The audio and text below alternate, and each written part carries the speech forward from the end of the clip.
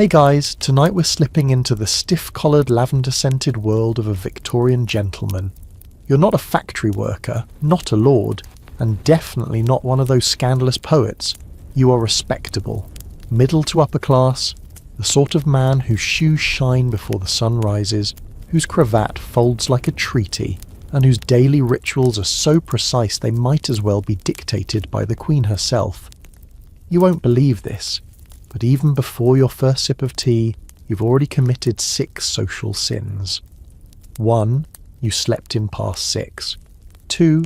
Your shaving water was lukewarm. 3. You used the wrong side of the towel. And 4, 5, 6. We'll get to those. Alright, before you get too cozy, go ahead and smash that like button and subscribe. But only if your heart says yes. And let me know in the comments. Where are you listening from, and what time is it there? I love seeing the sleepy corners of the world come together.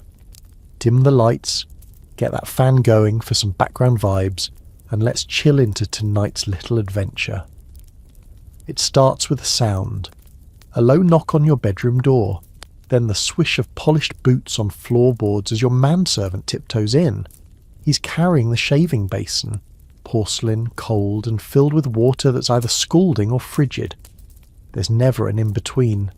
You sit up stiffly, trying not to wrinkle the pillow.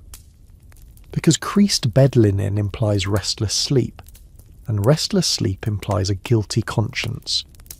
Victorian society doesn't say this out loud, but everything, even your pillow, can be read like a moral document.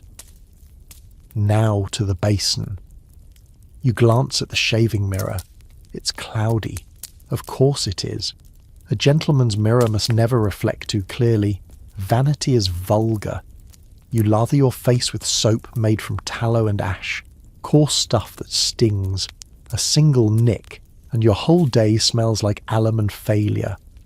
Razor in hand, you perform the morning's first test.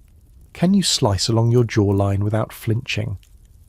The pressure isn't just from the blade, it's from the generations of stern-faced fathers and judgmental aunts who believe a well-shaved chin reflects a well-governed soul. And here comes mistake number 4. You forgot to oil the blade last night. A gentleman never forgets the oil. Not because of the blade, but because forgetfulness suggests emotional disarray. And disarray is dangerous. As you rinse, your valet hands you the towel. Not the bath towel. No, that's for scullery boys. You use the face cloth, monogrammed, stitched by your mother's maid on her wedding day. Or was it the parlour girl? Either way, it's sentimental, and sentimentalism, in small acceptable doses, is allowed before breakfast. You dab, not wipe. Wiping is too aggressive. Dabbing shows restraint, control, gentlemanly virtue. And speaking of restraint, let's talk about what you can't do. You can't stretch. That's something animals do. You can't yawn. Without covering your mouth with a handkerchief embroidered with your initials, God forbid someone sees your molars, you definitely can't scratch anything below the rib cage. If it itches, you suffer. That's what separates you from the masses. You may, however, sigh quietly while seated on the edge of your bed, staring out at the fog. Victorian fog isn't just weather, it's ambience, and it gives your life the illusion of drama, which helps, given you're not allowed to show any real feeling. But let's return to the real enemy, your body. The Victorian gentleman is supposed to be a mind first, a soul second, and a body never. Yet here you are, drowsy, half-shaved, and in desperate need of relief.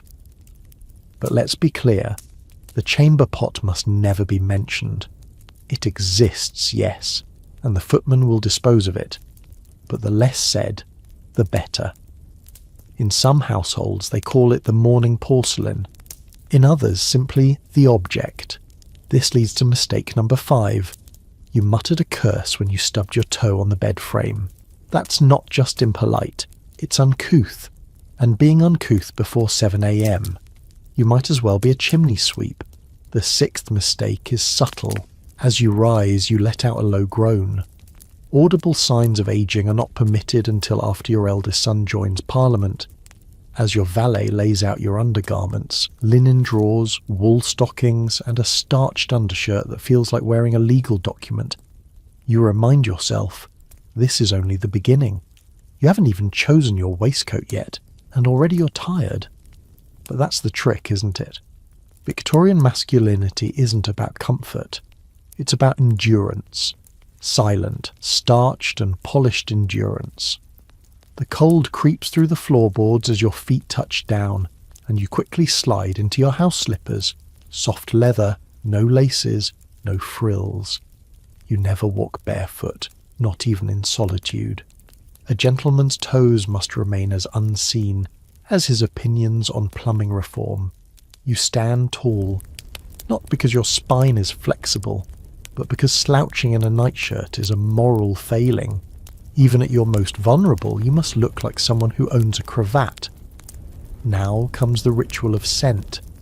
You open the small cabinet above the wash basin and survey your options.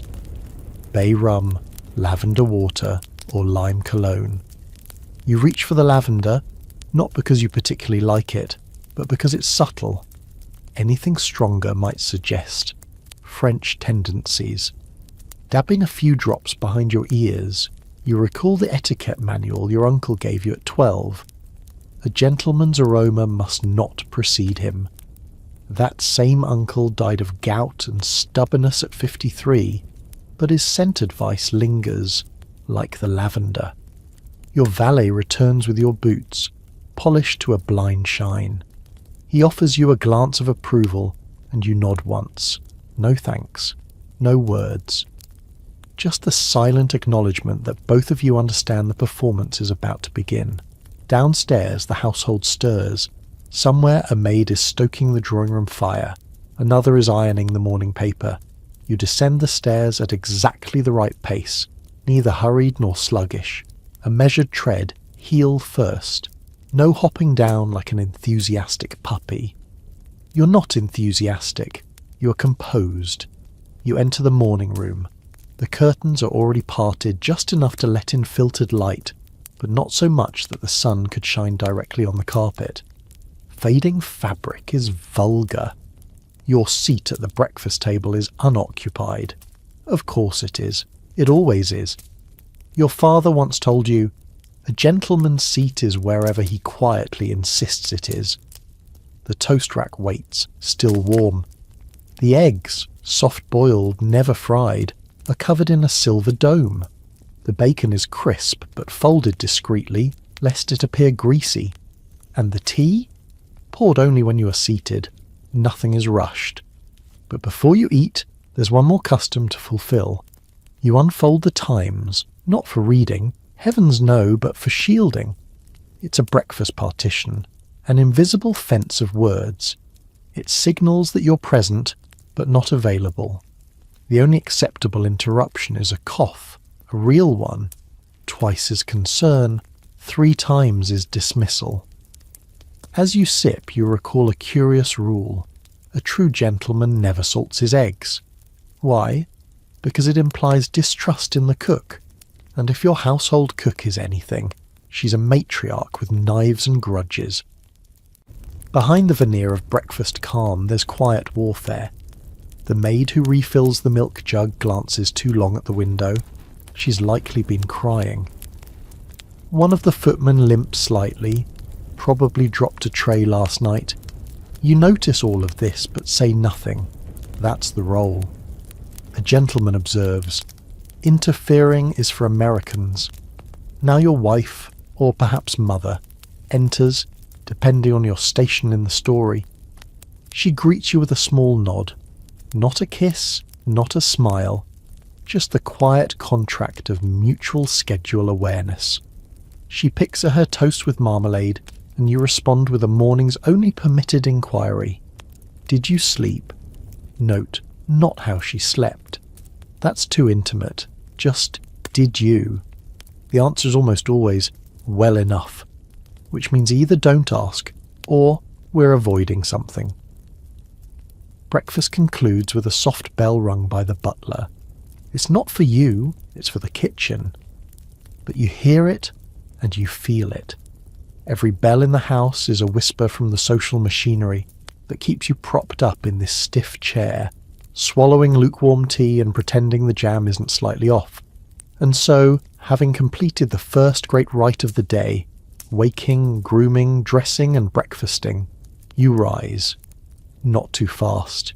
You fold your napkin precisely into quarters. You place it on your plate, not beside it. Beside is for amateurs, and you exit the room without looking back. Because a gentleman always moves forward, with dignity, detachment, and a faint smell of lavender.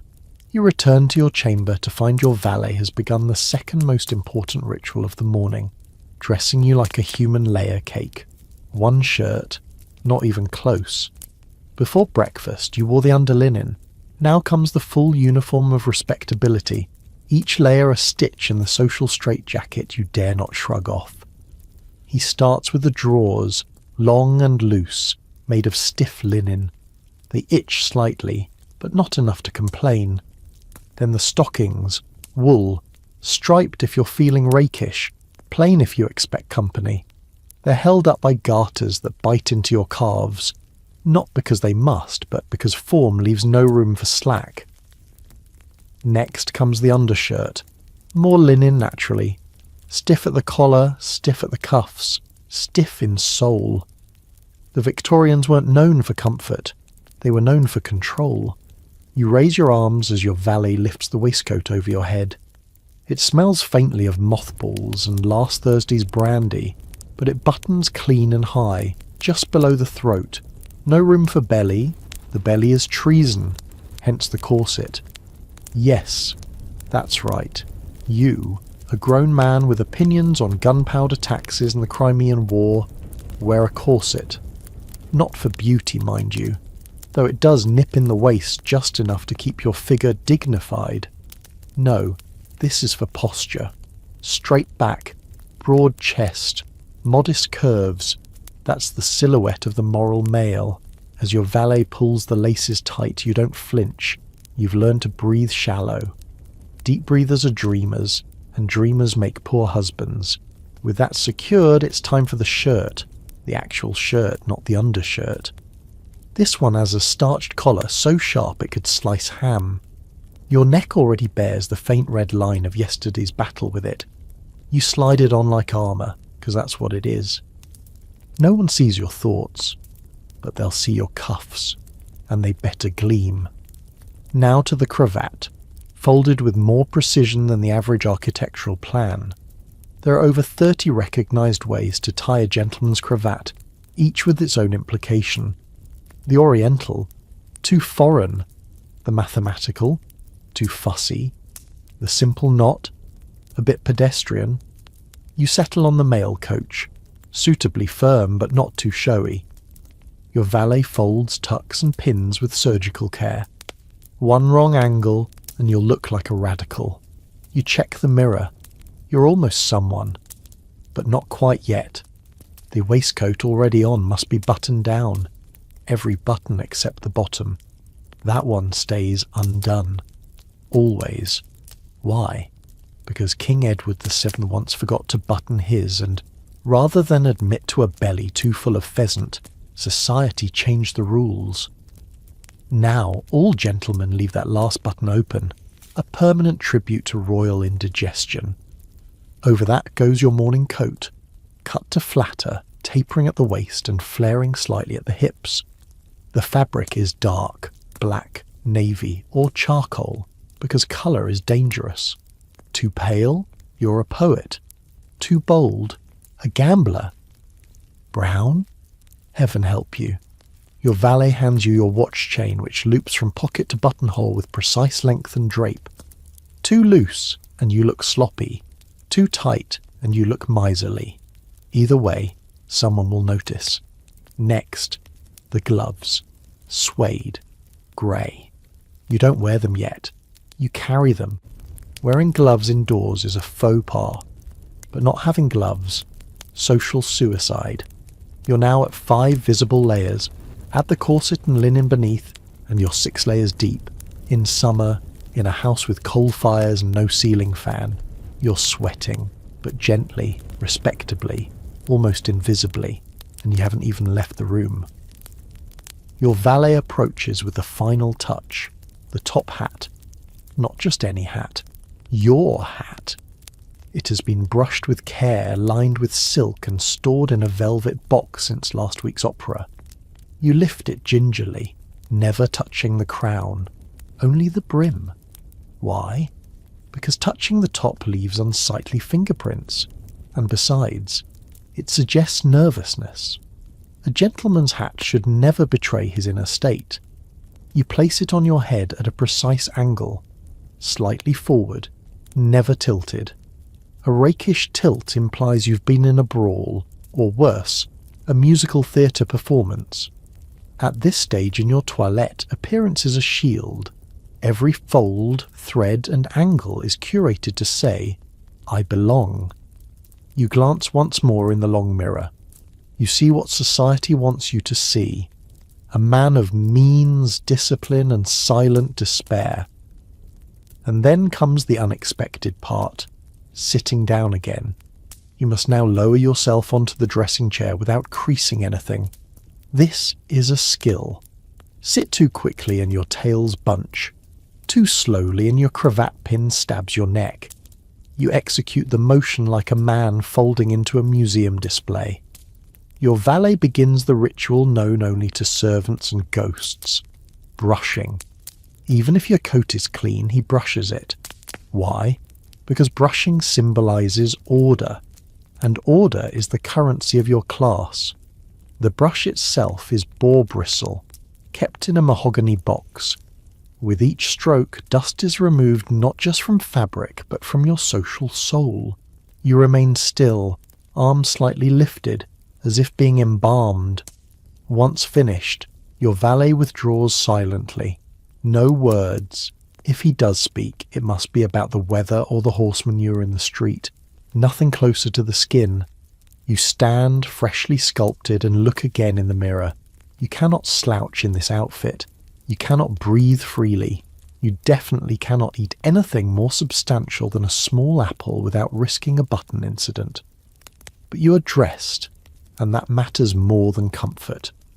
And so, with gloves in hand, you descend the stairs once more. The hallway smells faintly of rose polish and anxiety. As you approach the door, the butler awaits. He opens it precisely 4 seconds before you reach the threshold. Never too early, that would look eager, and never too late, that would suggest chaos. Before you step outside, a final check. Hat, gloves, watch chain, handkerchief, left pocket, small notebook, right pocket, no bulges, every fold perfect, every detail invisible to the common eye, but as loud as a drum to those who know. Because this is Victorian England. Your outfit isn't just clothing, it's a declaration of worth. 6 layers of starched morality. One misstep, one wrinkle, and everything crumbles. You're not dressing for comfort, you're dressing for survival. Outside, the fog hangs low. Horses clatter. A boy shouts something obscene in the distance. A gentleman ignores it. You step into the street like you belong in a painting, because that's what's expected. Every minute of your morning has been dictated by rules that no one will thank you for following. But they will notice if you don't. And just as you begin your walk, feet angled just so, chin elevated to the proper moral height, you remember you forgot your walking stick. Well, better to limp through society than look disorganized. You glide into the breakfast room's empty quiet still echoing in your bones. But now it's time for battle. A battle fought not with swords or speeches, but with toast tongs and marmalade. You see, breakfast in your house isn't merely a meal. It's a performance of restraint, choreographed down to the smallest crumb. Everything on the table has a role. Everything you do at that table speaks volumes about your upbringing, your finances, your emotional state, and perhaps even your marriage. You're under scrutiny, not visibly, of course, that would be vulgar, but in every raised eyebrow and every butter knife that pauses halfway to the plate. Your butler lifts the silver dome with silent ceremony. The options? Boiled eggs, just one or two. Toast, always cold. Marmalade, bitter. Sardines, if it's a Wednesday. The mere presence of devilled kidneys? That means guests are expected, or your wife is feeling combative.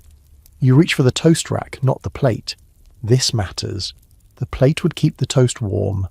Unacceptable. Warm toast implies a hurried kitchen. A proper household makes toast early, lets it cool fully, and presents it upright in a wire frame like edible playing cards. The cold toast rule is not questioned. You do not question the monarchy. You do not question toast. You select your slice with tongs, never fingers, even if you're alone, especially if you're alone. Because in Victorian society, the worst thing you can be is common and touching toast with bare hands. That's practically French. Now butter. The dish is small, porcelain, and shaped like a cow. You dig carefully. Not too deep, not too much.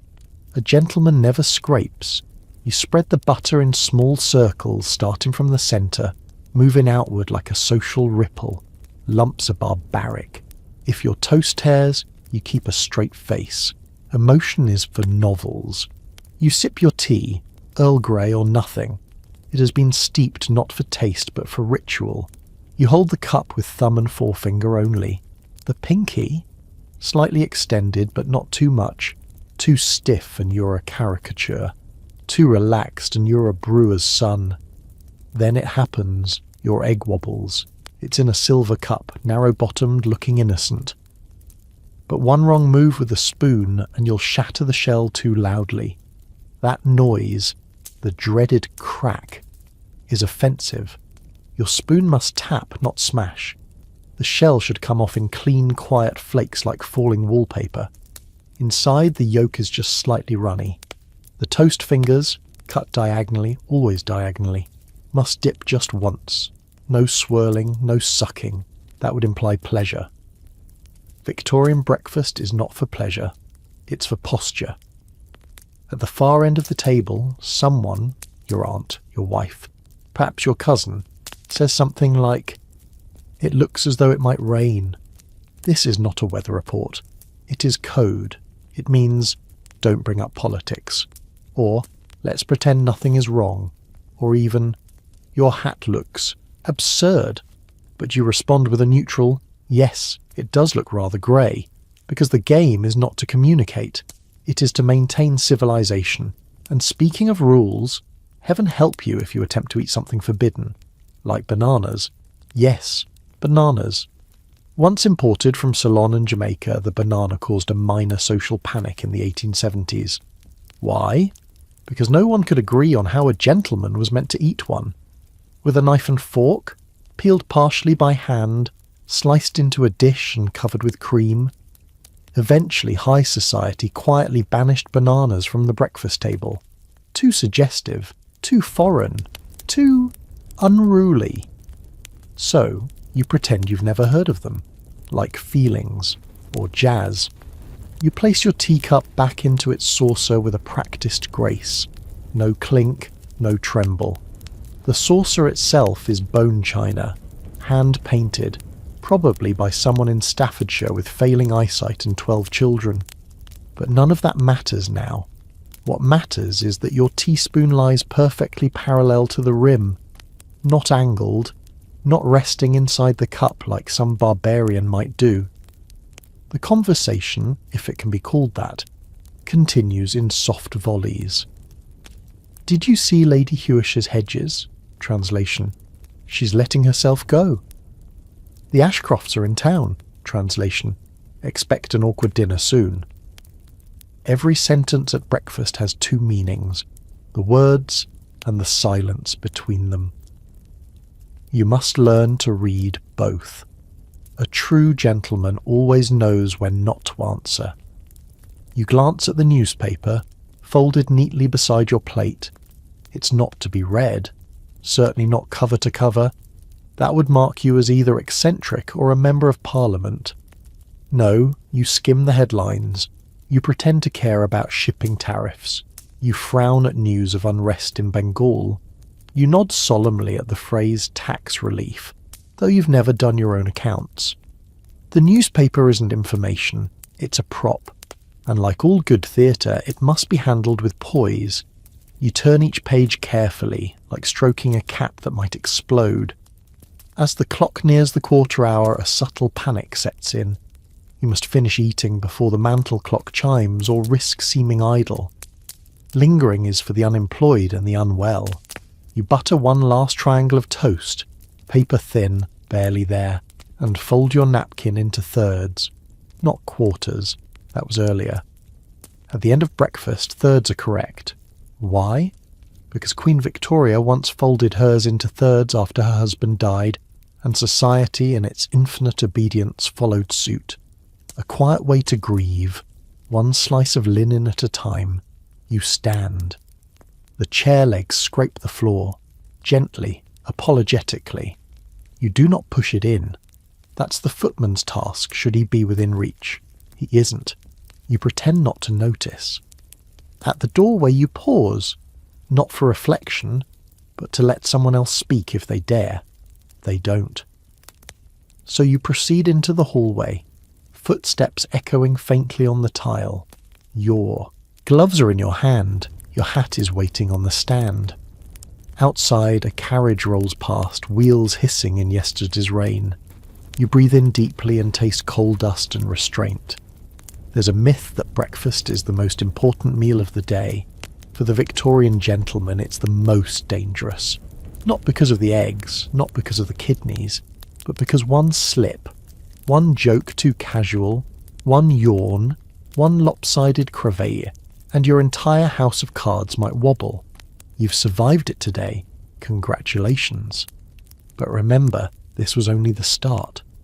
Lunch is still hours away, and already you're exhausted by the need to appear effortless. Somewhere in the back of your mind, you long for toast you can touch, tea you can slurp, and a banana eaten like a man unafraid. But not today. Today, you are the model of calm, buttered propriety. You step out the door into the pale, filtered light of late morning. The fog clings to the cobblestones like a silk veil no one dares lift, and the air carries the mingled perfumes of horse dung, roasting chestnuts, and damp tweed. But this isn't just a walk. Oh no, this is the daily promenade, the unspoken ritual of every self-respecting Victorian gentleman. You're not going anywhere in particular. You're not late for anything. But how you walk, where you walk, and who sees you walking may determine your fate far more than any letter of recommendation. You adjust your gloves, soft suede, undamaged seams, no stains from last week's incident with the leaky ink pot. A gentleman never leaves the house with scuffed gloves. Better to go bare-handed in winter, which of course would also be a scandal. Your hat rests lightly atop your well-oiled hair. You give it a tiny downward nudge, not a dramatic tip, just a subtle correction. Hat etiquette is a language, a slight touch of the brim for a passing lady, a more pronounced gesture for someone of equal rank. No acknowledgement whatsoever for butchers or booksellers, not out of cruelty, mind you, simply protocol. Your walking stick, yes, you did remember it after all, clicks against the pavement in perfect rhythm with your steps. Not too fast, not too slow. Fast walking suggests haste, and haste suggests disorganization. Slow walking suggests illness or self-importance, both undesirable. The ideal Victorian pace? Leisurely yet purposeful, as though you're heading somewhere important, but in no rush to arrive. A passing cabbie splashes through a puddle, and you take a deft sidestep without breaking stride. This is crucial. You must never react to your environment. A startled jump? Undignified. A curse? Scandalous. A damp trouser hem? A small price to pay for appearing imperturbable. You nod at Mr. Pendlebury across the street. Upper class, owns 3 terraced homes, once shook Disraeli's hand. He returns the nod, just barely. His cane is ivory-tipped. Yours is not. These things matter. You pass a shop window and catch your reflection. Tall, upright, composed. You check 3 things: posture, trousers, and hat angle. All are acceptable. You do not pause. Only tradesmen admire their reflections. Now comes the obstacle. Mrs. Litchfield. Widow. Wears purple, though technically still within mourning. Known for sudden greetings and even more sudden questions. "Good morning, mister. Insert your surname here," she calls. You remove your hat with practiced elegance. Not too high, not too low. Just enough to say, "I see you, I acknowledge you, but I am not stopping." She smiles. She wants to chat about rhododendrons or gout remedies, or her nephew's misbehaviour at boarding school, but you offer the perfect escape. "Ah, Mrs. Litchfield, delighted. Unfortunately, I'm on my way to the chemist. Terribly important. The usual, you know." You aren't. But no one questions a gentleman on his way to the chemist. She nods, understanding the code. You replace your hat, resume your walk, and breathe a silent sigh. That was close. Because every moment out here is a test of presence. You're walking not just through the street, but through a minefield of unspoken expectations. You must appear healthy, wealthy, moral, and well-pressed, even if your boots pinch and your corset's digging into your ribs. And above all, you must never loiter. Loitering in the Victorian mind is not simply a waste of time. It's an erosion of identity. Only vagabonds, radicals, and Americans loiter. You, however, promenade, which is entirely different, even if it looks exactly the same. The promenade continues, long, unhurried, but never idle. You pass by the railings of the park, glancing at the gravel paths and iron benches where ladies sit in layered skirts like blossoms in a botanical catalogue. You do not stare. A gentleman notices. He never ogles. One of them lifts a parasol slightly. Is it a signal, a flirtation, a trick of the light? Best to assume nothing and keep your eyes fixed forward. Too much eye contact could be taken as an invitation. Too little as rudeness. You opt for the noble in between, a passing glance dignified and blank. Up ahead, a street boy shouts, "Paper, sir! Scandal in Parliament!" You do not flinch. You certainly do not buy a paper from a child in rags. What would people think, that you need gossip shouted at you like some common clerk? No. Your news arrives at the breakfast table, folded and ironed. A dog barks near your boot. A mangy terrier, likely owned by a draper. It's sniffing at your trousers. You resist the urge to kick it. That would be vulgar. But you cannot stoop to shoe it either.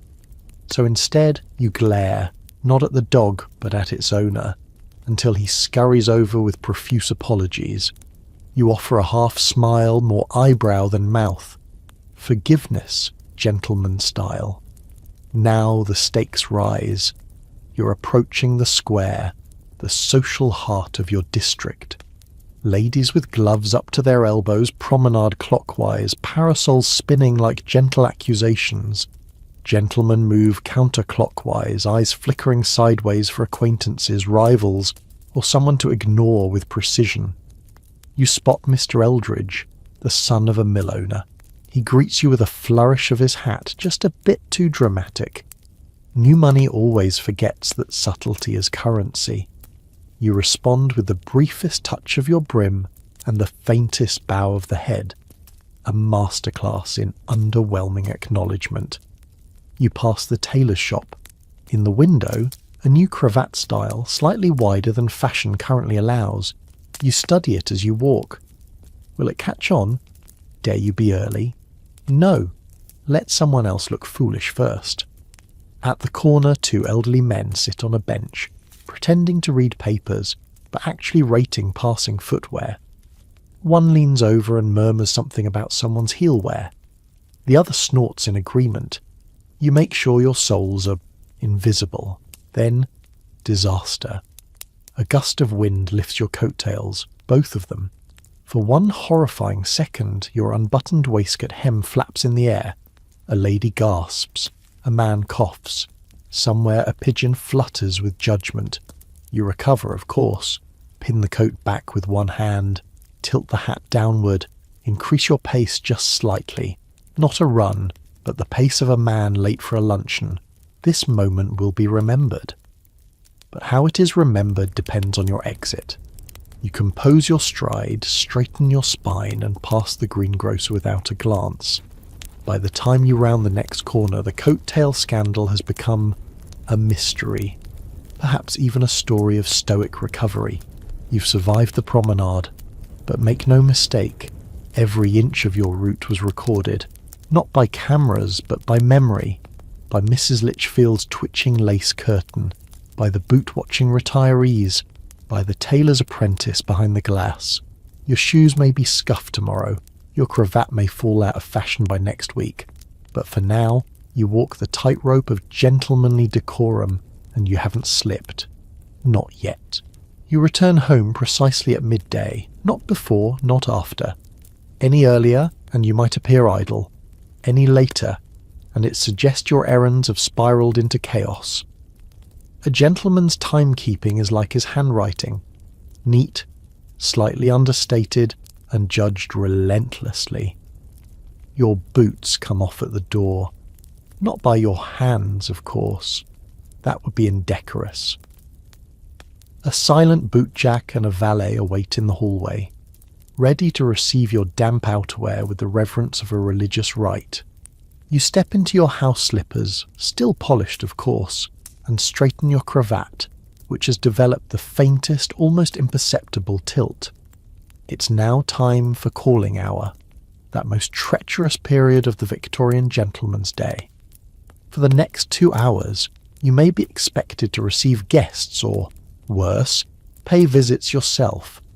And here lies the danger. The entire system of polite society is governed by a small rectangle of cardstock. The visiting card. You have a stack of them in a silver case, initials embossed, corners perfectly cut. Too thick, and it screams vanity. Too thin, and it looks like it came from a grocer's ledger. Your name, Mr. Reginald P. something or other, sits in modest cursive, free of any ostentatious titles unless you are a baronet, and even then, one must be bashful about it. You receive the calling tray from the butler. Today's offerings: 4 cards, 2 gents, 1 lady, and an unknown monogrammed initial. You inspect each one with surgical precision. The 2 gentlemen. Obligatory returns, likely hoping for dinner invitations or, worse, favours with your solicitor. The lady. An artful reminder that you forgot her Tuesday card, though you did see her at the square, pretending not to recognise your waistcoat. And the monogram? You narrow your eyes. It's Mrs. E.T. Dashwell. Not a name you expected. She hasn't called in 3 months. Last you heard, she had taken the waters in Bath. Her reappearance now suggests gossip or money troubles or both. You flip the card gently, scanning for corner cues. This is the secret language of polite society. A card with the top right corner folded means the person delivered it in person. Top left, condolences. Bottom left, congratulations. Bottom right, farewell. A folded card in an envelope, extremely formal, possibly a dual challenge, or worse, a dinner invitation. Mrs. Dashwell's card has no fold, meaning it was sent by servant, casually. She expects you to respond within 48 hours, or she'll take it as a slight, or a sign you're ill, or worse, financially embarrassed. You turn to your writing desk and withdraw your own tray. Inside, a fresh stack of your cards, your best fountain pen, and the dreaded red ledger, the book of social accounts. Every call, paid or received, must be recorded, every visit returned, every name matched with date, time, intent, and outcome. It's part diary, part minefield.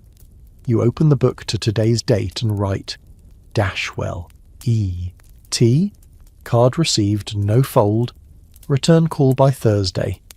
Even now you feel the pressure building. Will you go in person? Send your valet? Leave a card with your butler? Each choice says something, whether you like it or not, and you haven't even started your own visits yet. Because a gentleman must also call, and God help you if you arrive at the wrong hour. You double-check the time, nearly 12:30. That means you're within the sacred calling window between noon and 3. Too early, and you'll catch your hosts unprepared. Too late, and you risk interrupting their digestives or, worse, their privacy. You slip your silver case of visiting cards into your coat pocket, button up, middle button only of course, and retrieve your hat. Today you'll be making 3 calls. Not visits, calls. Visits involve sitting. Calls are shorter, stiffer, and ideally over in less than 15 minutes. Just enough time to sip sherry, make polite noise about someone's niece, and leave your scent on the furniture. Your first stop is the Ashcroft's house. Newly moneyed, frightfully decorated, but socially important because Mrs. Ashcroft owns a pianoforte and knows how to deploy it strategically during dinner parties. You approach the door, already rehearsing the facial expression. Friendly, but not too familiar. Polished, but not arrogant. Somewhere between, I might fund a library, and I know a man who fences pearls. The door opens, the butler appears. Mr. Ashcroft is not receiving. This is code. Either he's genuinely not in, or he's hiding behind a curtain with a brandy and a toothache. No matter. You nod solemnly, remove your card case, and draw one with the slow grace of a seasoned magician. You flick the card, not slide it, never shove it, onto the silver tray. One fluid motion, then you turn on your heel and leave without a word. That's how it is done. An entire conversation without a syllable exchanged. Your next stop is the Widow Pembroke. Her calling hours are notoriously brief, only between 12:45 and 1:15, and her drawing room is full of ticking clocks, each 5 minutes apart. You arrive just in time. The maid ushers you in with a curtsy and a faint whiff of pickled onions. You nod. No mention of scent. That would be unkind. The drawing room is dim, overstuffed, and smells of dried lavender and old silk. Widow Pembroke is seated in a green wingback, one gloved hand resting on a volume of Milton. She does not rise, but inclines her head slightly. You remove your hat, bow, not deeply, and are offered a chair not directly across from her but slightly off-centre. This is her way of reminding you she once danced with a duke. You chat about the weather, her cats, the sudden decline in quality of post. You both agree something must be done, though neither of you suggests anything. She offers you a biscuit. You decline. The correct biscuit, dry, round, unsalted, exists solely to be refused. Accepting it would suggest appetite. Appetite suggests desire. Desire suggests a lack of self-control. At 13 minutes and 20 seconds you rise. Any longer, and she might begin to suspect affection or ambition. You thank her, briefly, with no flourishes, and depart. Another successful social performance, executed with all the warmth of a handwritten banknote. Your final stop, the Everleys. You hate the Everleys. They are loud, nouveau riche, and their hall smells of overripe oranges. But they have a billiards table and 4 daughters, which makes them unavoidable. You arrive, leave your card, decline to enter. You've done enough today. Back home, your butler receives your coat and gloves. You exhale. Finally, you made all your calls. You remembered everyone's card etiquette. You recorded everything in the ledger. And for what? To be seen, to be whispered about, to remain in the loop but never truly inside it. In the Victorian world, silence has a shape. It's the size of a calling card, folded once in the corner, and it speaks volumes. It's nearly 3 o'clock when you finally collapse, figuratively, into the gentleman's sanctuary, the drawing room, or if you're lucky, the smoking room. A space free from corseted chit-chat, lace-trimmed doilies, and the delicate warfare of social visits. But don't relax just yet, because now begins the most treacherous performance of all. Conversation. Not debate, not discussion, not heartfelt exchange. But that uniquely Victorian form of polite nothingness, where men speak endlessly without revealing a single truth. You take your place in the armchair that's unofficially yours. How do you know? Because no one else ever sits there, and when they do, everyone pretends not to notice while judging them internally. You cross your legs, not too high, never ankle on knee. That's practically American. Just the right angle to suggest comfort without abandon. Mr. Talbot sits across from you, swirling a brandy as if it's a divining glass. You know Talbot. You've known him since Eton. He once fainted at the sight of a squirrel, but now styles himself a rugged imperialist. Beside him, Colonel Brimsby clears his throat. A man who has fought in at least 3 wars and yet cannot tolerate lukewarm soup. Quite the fog today, Talbot murmurs. You nod. Yes, lingering. Brimsby adds, they say it's the coal soot mixing with sea mist. This is bold, scientific, a risky move. You respond carefully. Possibly, though I heard the barometer was misread in Devon. That's safer, vague, agreeable. This is what passes for lively exchange. No feelings, no politics, unless it's a jab at foreign diplomacy. No talk of money, certainly no mention of health, digestion, or marital disappointment. These are the unspoken laws of male civility. Remember, you're permitted 5 safe subjects. 1, the weather, always acceptable. 2, the quality of port, never too enthusiastic. 3, the failings of public transport. 4, horseflesh, real or metaphorical. 5, the unreliability of junior staff. You do not, under any circumstances, talk about your inner world.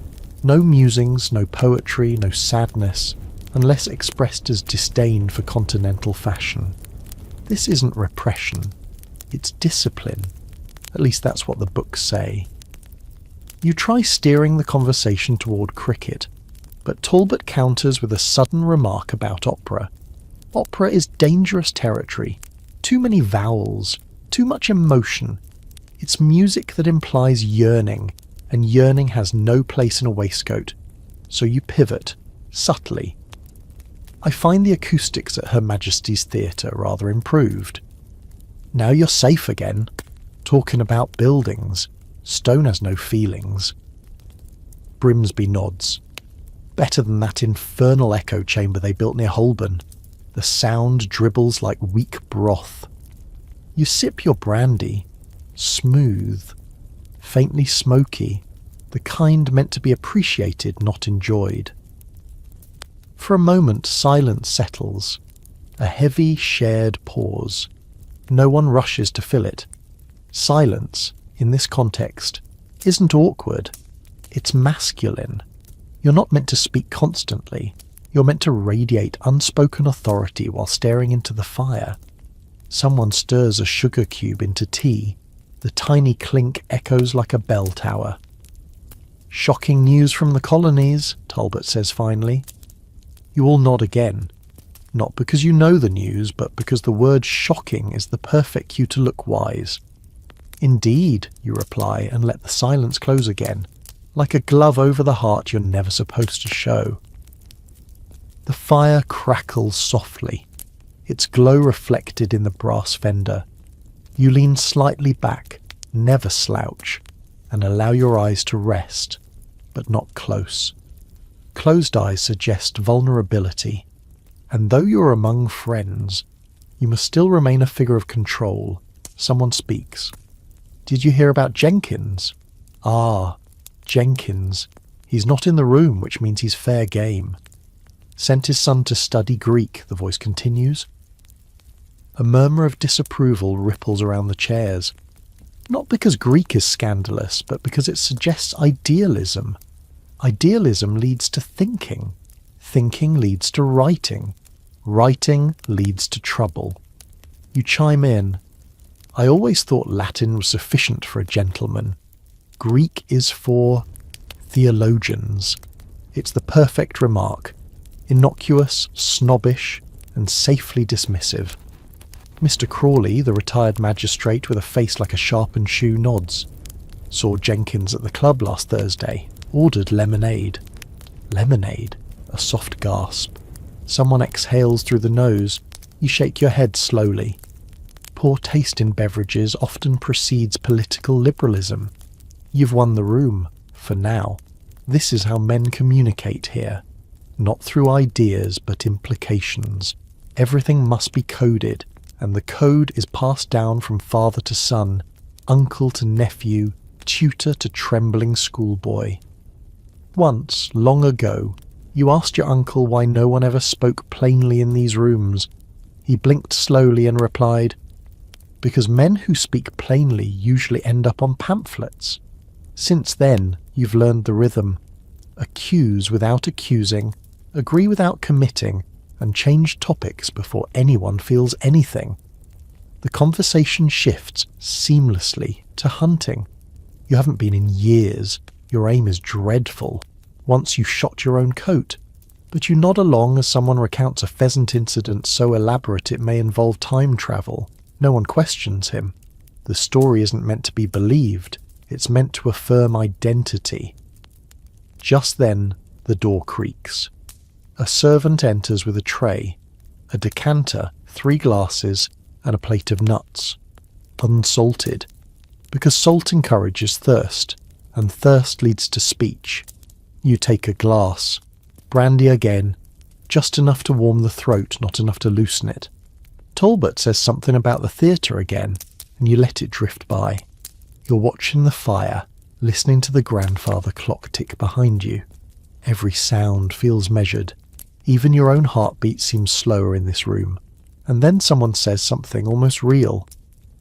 My brother, Grimsby begins slowly. He's had a touch of melancholia.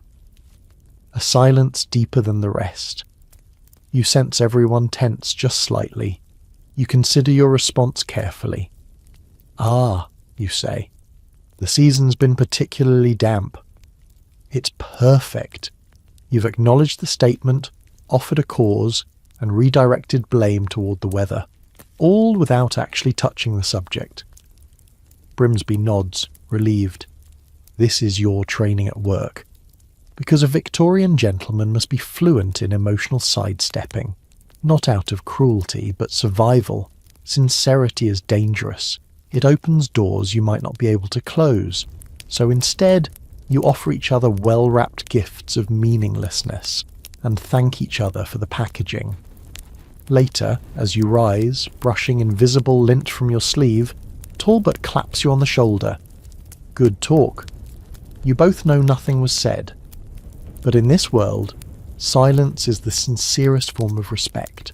You retreat from the drawing room with the delicate poise of a man stepping away from a conversational grenade that thankfully didn't explode. The door clicks shut behind you, muffling the fire's pop and the soft coughs of men growing older in silence. But your next destination is no less sacred, the smoking room. Not every house has one, but yours does. Tucked at the rear, panelled in dark oak, dimly lit by gaslight, and smelling like the inside of a tobacco merchant's waistcoat. This is the one room in the entire house where a gentleman may remove his mask slightly. Not fully, but just enough to smirk at a joke, or raise an eyebrow when someone says something mildly improper. You open the door and breathe in the thick atmosphere. Smoke coils lazily in the air like gossip without vowels. The room is quiet. A low murmur of voices, the occasional snap of a match, the hiss of a drawn puff. This is not a place for laughter. This is where truth is hinted at, never spoken. You settle into a cracked leather chair that's been there since before the Boer War, inherited like a bad habit. A servant approaches with a humidor. You glance at its contents: Maduro, Corojo, Sumatra. You select a mild Havana, not because you prefer it, but because the more robust blends stain the fingertips, and stained fingers suggest labour. He cuts it with a silver guillotine, the motion clean and practised. A lit match is offered, and you draw slowly, letting the smoke settle in your mouth before exhaling just enough to signal civility. A gentleman never blows smoke like a train. That's for circus performers and anarchists. Mr. Ellicott sits across from you, already 2 inches into his cigar, and precisely 4 sherries into the afternoon. He's the kind of man who's never raised his voice, yet once convinced an entire county council to ban outdoor picnics on Sundays. He leans forward. "Have you heard about Calthorpe?" "Of course you haven't," but you nod. Only whispers. This is the key to smoking room conversation. Pretend you know everything, say very little. Ellicott raises an eyebrow. Apparently he's gone in for bicycles. Another pause. Bicycles. In this room, that word carries the weight of revolution. Bicycles mean freedom, movement, unchaperoned women, dangerous knees, and worst of all, sweating. "I suppose it was bound to happen," you say carefully. He always did lean toward the modern. You take another draw, gaze drifting to the smoke ring forming overhead. Somewhere nearby, a man swirls whiskey and mutters something about trousers becoming narrower. In the smoking room, the world is passed into 3 categories. 1. Acceptable eccentricities, collecting snuff boxes, wearing monogrammed socks. 2. Unacceptable curiosities, frequent visits to the British Museum. 3. Moral collapse, vegetarianism, watercolours, handshakes with servants. Calthorpe, it seems, is teetering dangerously toward Category 2. Someone coughs. Not a sick cough. A conversational cough. An invitation. Lord Fenwick speaks up. "Of course. When my father first saw a velocipede, he declared it the devil's rocking chair." Everyone chuckles softly. You join in, not because the joke is funny, but because it's an echo of power. Fenwick's father once owned half of Surrey. The cigar warms your fingertips, not unpleasantly. A gentle burn, a reminder that you are allowed to enjoy this, within reason. But even here, where the masks are thinner and the light is low, the rules remain. Your posture must stay upright, ash must not fall, and above all your smoke must never betray your thoughts. The air grows thicker, more contemplative. The smell of tobacco mingles with the faint scent of polished walnut and old arguments. You lean back just slightly, enough to imply relaxation, but never slouching. Slouching, even here, suggests defeat. Across from you, Mr. Tolliver fiddles with his cigar band, peeling it slowly, meticulously, as if unravelling a secret. Everyone knows Tolliver has debts. Everyone pretends not to. That's the smoking room contract. Acknowledge nothing. Notice everything. He finally speaks. There's word the Reform Club might begin admitting men from industry. No one responds immediately. Industry, a word that tastes like soot, that evokes hands without gloves, men who work in offices with inkwells and ledgers, men who produce things other than conversation. Lord Fenwick finally says, "They'll be wanting clerks in the House of Lords next." A few chuckles. Yours is quiet, safe. But your eyes flicker. You know the world is changing, creaking at the joints like an old house. But here, in this room, such things are only acknowledged through sarcasm or metaphor. Ellicott stubs out his cigar in the ashtray, bone china, painted with faded roses. He does it with the elegance of a man squashing a rumour. "You can always spot the new types," he says. "Too much starch in the collar, always asking questions." Everyone nods. A gentleman never asks questions. He insinuates. If he must know something, he lets others offer it freely, or else not at all. The servant reappears to collect empty glasses. He doesn't speak. He doesn't make eye contact. He knows this space isn't his. You offer a slight nod, just enough to acknowledge his efficiency, not his existence. He disappears like a well-trained ghost. Another voice, deeper, from the corner. Mr. Bexley, quiet until now. My son, he says, writes articles. Everyone freezes. That word, articles, hangs in the smoke like a challenge. On science, Bexley adds after a beat. You feel it then, the invisible shifting of weight. Science is dangerous territory, too close to facts, too close to ideas that might upset the natural order. Ah, you say, the natural sciences, I presume, not those philosophical ones. Bexley's mouth quirks. He's studying weather. That's acceptable. Weather is, well, British, harmless, inconclusive. You rescue him with a gentle pivot. We'll always need men who can explain fog. Lord knows the rest of us have suffered it in silence. Laughter, low, grateful. Bexley nods, his moment of near vulnerability safely redirected into a joke. That's what this room is for. A place where you can hint at things without saying them. A place where secrets are not confessed, but allowed to smoke themselves out quietly. The cigars dwindle. Someone yawns, not too widely, and checks his pocket watch. The hour is nearing 4. Time to prepare for the ordeal of dinner. The servants will be setting the table now, aligning forks like soldiers, ironing napkins with enough starch to cut glass. You rise, stub your cigar with a final thoughtful twist, and adjust your waistcoat. The others follow. No one says goodbye. You merely exit in order of social rank, as dictated by everything no one ever explained, but everyone always knows. Outside the room, the air feels thinner, cleaner but colder. You've said very little, but you've done something very important. You've spoken in the language of smoke, silence, and suggestion. And in this world, that means you still belong. As the late afternoon light filters through the heavy curtains, you make your way down the polished corridor, your steps hushed, deliberate, toward the most treacherous institution in a gentleman's daily orbit, the club. Not the kind with dancing, certainly not the kind with music. This is the gentleman's club, that solemn temple of silence, walnut panelling, and liveried staff who know more secrets than any priest. You're not here to be entertained. You're here to exist, publicly, in a space where nothing must go wrong. Your carriage deposits you on the stone steps of the Athenaeum, or perhaps the Reform Club, or Boodle's. It hardly matters.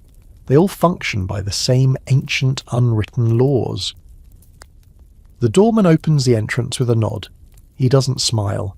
Smiling suggests recognition, and recognition suggests intimacy. That would be a disaster. Inside, the smell of dust, port, and polished ambition. Oil paintings of long-dead vice-chairmen stare down at you with the bored disappointment of men who once managed 7 estates and now have nothing to do but haunt stairwells. You enter the lobby and pause at the front table. Here lies the armchair map, a small leather-bound book where members may sign their name to reserve a particular chair. Not all clubs allow this, but those that do enforce it like canon law. Woe betide the man who takes another member's armchair. You recall the incident in 73. A doctor, new money, sat in Lord Bessington's usual chair. The resulting silence lasted 2 months and indirectly led to 3 resignations. You scan the book. Your chair, third left by the fireplace, is unclaimed. You ink your name in quiet relief. Inside the reading room, the decor hasn't changed since Wellington's time. High ceilings, dark carpets, chairs that creak ominously if one so much as thinks in pure thoughts. A roaring fireplace guarded by a screen that may or may not have once belonged to Byron. You take your place, open a copy of the Times, and pretend to read it. You're not here for news, you're here for visibility. Other men enter. Hats are removed, never hung. No one speaks. Coughs are allowed, twice per hour, per man. Throat clearing is frowned upon. Sneezing? Grounds for expulsion. You once saw a man escorted out for humming under his breath. A servant passes. You raise a finger, just one. He returns moments later with a crystal tumbler of brandy and a small silver dish of salted almonds. You eat one, just one. Then you rest the spoon delicately atop the dish. This signals restraint.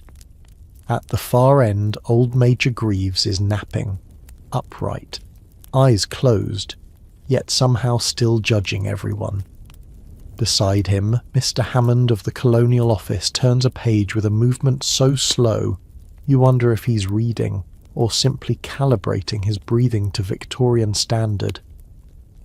Suddenly, a disturbance. Mr. Peebles has arrived. You hear him before you see him. His boots squeak, and he mutters a faint apology to no one in particular. He's new. Recently inherited a tin fortune. Doesn't quite grasp that in this room even apologies are considered too forward. He heads for the fireplace, your chair, but pauses when he sees the name book, now closed. He hesitates. Then, praise be, he veers left and drops into a lesser chair near the staircase. Crisis averted. Because here, chairs are everything. Each one has a legacy, a smell, a quiet shape pressed into it by decades of identical trousers. Sit in the wrong chair, and you're not just physically out of place, you're spiritually exiled. You glance down at your newspaper again. An article on tariffs. You don't understand it. You don't need to.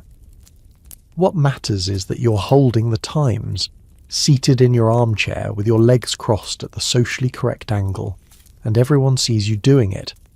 You've now been seated for 47 minutes. You've read precisely 3 lines of text, memorised the scent of your tumbler, and watched the flame in the fireplace shift ever so slightly to the left. Time behaves differently here. It congeals like aspic, thick and faintly ridiculous. The club isn't a place to do anything. It's a place to be perceived doing nothing expertly. To the untrained eye, this is a room of idle men. But to a Victorian gentleman, it's a hall of unspoken negotiations. Who's sitting where? Whose paper is folded crisply? Who sips their port with dignity? And who gulps like a tradesman at a tavern? Across the room, Mr. Renshaw lowers his monocle and makes a grave mistake. He begins to speak, audibly. "I say, have any of you seen the new steam tram?" Every head turns. Not toward him, but away from him. Exclusion by gaze redirection, the deadliest of all club punishments. Renshaw wilts slightly. Aware of his error, he retreats into his cravat like a tortoise returning to its linen shell. Conversation, when permitted at all, is confined to the stranger's room, a separate chamber filled with chairs designed specifically to wobble. You have never set foot in it. No one with self-respect has. Back in your chair, you reach for the small brass bell at your side. One gentle tap. Not a ring. Rings are for emergencies. A single tap is for a discreet refill. The brandy arrives moments later, just enough to wet the rim of your glass and reaffirm your station in the liquor hierarchy. In the corner, Sir Altham is completing his daily ritual. Removing a single snuff tin from his pocket, opening it silently, inhaling with the force of a sleeping ox, and then closing it in 3 deliberate clicks. No one reacts. He's been doing this since 1846. It's become part of the building. You look up at the large clock on the wall. 5 o'clock draws near. Soon it will be time to vacate your armchair. The dinner hour approaches, and club etiquette demands that no one occupy a public seat during the transition, from pre-dinner drink to full social theatre. It's an invisible shift, but everyone feels it. You rise, slowly, carefully, leaving a faint indent in the leather that says, "A gentleman sat here. He neither slouched nor spoke, nor erred." Your footsteps echo softly down the hallway as you pass the library, a room you've entered precisely twice and never on purpose. Books are to be owned, not opened. A gentleman's knowledge must be implied, never displayed. As you near the cloakroom, you overhear a whispered comment between two members. "Did you notice Peebles?" Boots squeaked again, a sigh. Unfortunate. These are the verbal footnotes of your society, tiny damning details traded like currency. No one here forgets a misstep, especially not one involving improper footwear. You collect your gloves, your hat, and your expression of indifferent superiority. A final glance over your shoulder confirms it. Your chair remains empty, untouched. Its warmth yours alone, now fading into the fabric. Because in the club, nothing is truly yours, except what you protect through habit, ritual, and unspoken rules. As you step back into the street, the world feels louder, more chaotic. But inside your coat, your calling card case presses faintly against your chest. You have been seen. You have not been spoken ill of. You have survived the armchair wars. Back home, twilight creeps in like an uninvited aunt. Soft, persistent, smelling faintly of rain and roses. You're escorted into the drawing room by your butler, who informs you, in the fewest syllables possible, that the mail has arrived. There it is. A small stack of envelopes placed with care upon the silver salver near the decanter. A gentleman's post, unlike his opinions, must always be sorted before dinner. That way, anything explosive can be ignored, and anything dull can be delegated. You pick through the stack. A note from your tailor, routine. A catalogue of umbrellas, presumptuous. A hand-addressed letter on thick cream paper, interesting. And finally, resting like a cat who knows its power, a folded corner envelope marked with a wax seal. You don't need to open it to know what it is. A courtship letter, but not a love letter. No, no. Victorian courtship is an exercise in indirect warfare. Love may be the battlefield, but paper is the weapon. You open it delicately. No tearing, no haste. A man who rushes at letters surely rushes at emotions, and those are best handled with tweezers. Inside, a carefully measured note from Miss H. Farnsworth, written by her but likely approved by her mother. It references an upcoming garden luncheon, a recent charity auction, and, curiously, a shared interest in Mesoamerican artifacts. You raise an eyebrow. You've never spoken about Mesoamerican artifacts in your life, but that's not the point. The point is, this is an opening move.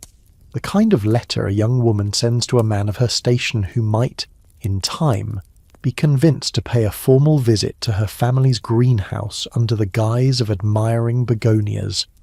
You must respond. Not tonight, not tomorrow, but within 5 days.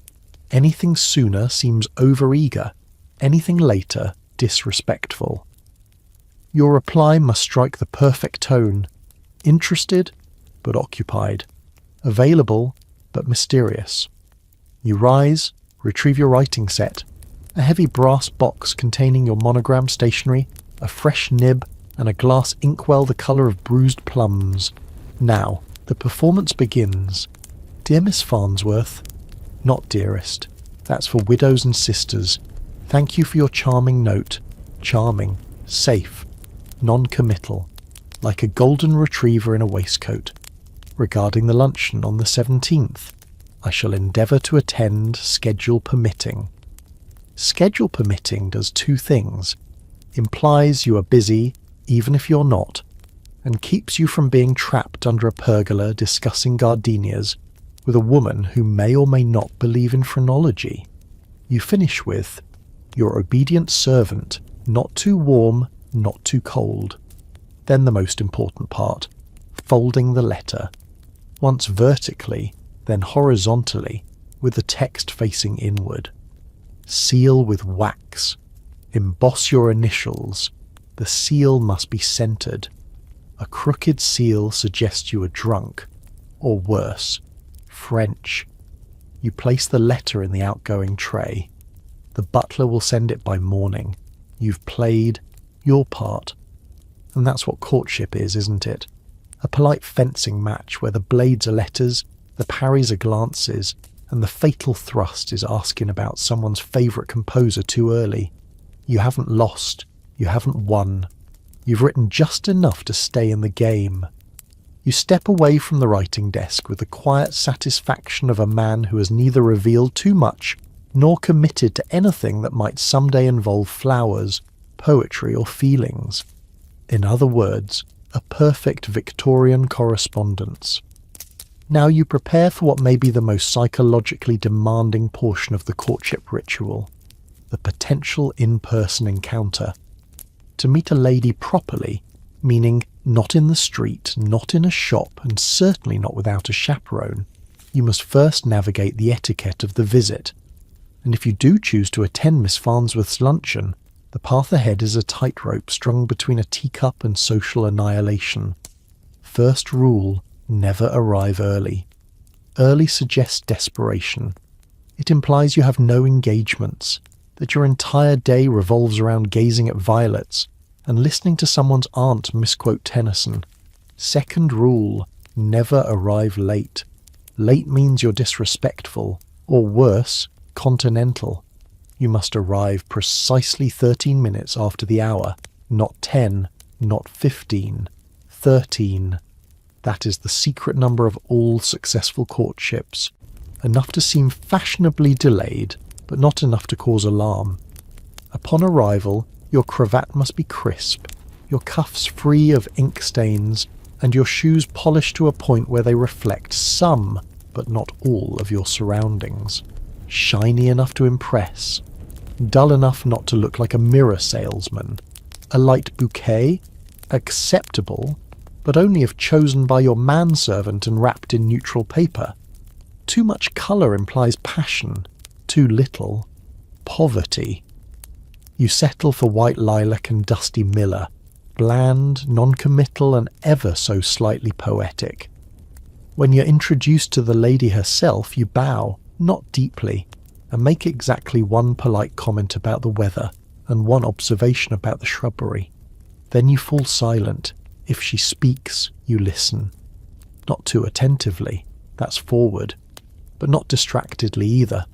You nod, once per sentence, twice if she mentioned something charitable, like sick children or orphans who paint. Do not under any circumstances compliment her appearance. Compliments must be triangulated. That is, you may admire her handwriting, or her taste in upholstery, perhaps even her interest in ancient artifacts, should she insist on raising the subject again. But say nothing about her eyes, her figure, or her dress. That would place you on the fast track to ruin, or worse, marriage. The ultimate goal is to suggest interest without demonstrating it. Let her wonder, let her fret, let her consult her aunt, her diary and her parrot, before deciding whether you are the sort of man who writes poetry in secret or merely prefers gentleman's tailoring. And you? You leave the luncheon having eaten one cucumber sandwich, said 17 words, and tilted your head just enough during conversation to appear curiously unreadable. At home, you log the entire event in your social diary. May 17th, garden call. Miss HF, moderately agreeable. Discussed Aztec pottery. Hostess served ginger cordial. Tolerable. You seal the book. Done. You have done everything expected and revealed absolutely nothing. Which, of course, is the first law of Victorian romance. Never show your hand until you've memorized hers. You stand before your bedroom mirror again, bathed in the forgiving glow of gaslight, and prepare for the most delicate, most expressive, most fraught ritual of any Victorian gentleman's evening toilette, the grooming of the moustache. Not the beard. Beards are for philosophers, German professors, or uncles in exile. Not the clean shave. Shaving twice a day implies vanity, or worse, perspiration. No, the moustache is the middle ground. The compromise between chaos and control. You examine it closely. It has survived your promenade, your club chair, and even Mrs. Farnsworth's subtle glances, but now it looks fatigued, one side rising slightly higher than the other, like an eyebrow with aspirations. You sit. A small wooden box is brought forth, lined in velvet, containing your grooming tools, combs of horn and bone, scissors sharpened like scalpels, wax imported from Hungary, and a narrow cloth for dabbing excess pride. First, the combing. You part your moustache gently, pulling out wood from the philtrum. You once read that Napoleon took 2 full minutes to comb his before battle. You, a peaceful man, take 3. No reason to rush greatness. The comb catches, just slightly, on the right side. A tiny knot. You wince. Not from pain, but from the implication. Knots suggest neglect. Neglect suggests distraction. And distraction, well, leads to opera tickets, overdue debts, and feelings. You reach for the scissors. Snip. A single hair floats down like a falling aristocrat. Graceful, useless, and no longer welcome. You don't breathe while trimming. One twitch, and you risk imbalance. And moustache imbalance is social imbalance. Now the wax. You warm a pea-sized amount between thumb and forefinger. Too much, and you look like an aspiring magician. Too little, and your moustache wilts like overboiled asparagus. With gentle strokes you shape it. Not curled, that's theatrical. Not flat, that's military. You choose the English dignitary style, lifted slightly at the corners, as if your upper lip is always considering a subtle joke. As you groom, you remember what your grandfather once told you. A man may fall in love, fall into debt, or fall from favour, but his moustache must never fall. He said this just before tripping over a dog and landing in the pond, but the wisdom still stands. Now comes the test. Symmetry. You lean forward, examining the curve of each side. Perfect moustache symmetry is rare, like an honest banker or a subtle hat. But you strive. You always strive. Because a man's facial hair isn't just decoration, it's language. A handlebar moustache. Arrogant. A pencil moustache. Possibly French. No moustache? A terrifying sign that you might trust your emotions. Yours? Yours says, I read parliamentary minutes and keep my feelings in alphabetical order. A soft knock at the door. Your valet. Dinner in 30 minutes, sir. You nod. You do not speak. Words might disturb the alignment. You reach for the final touch. The moustache guard. Yes.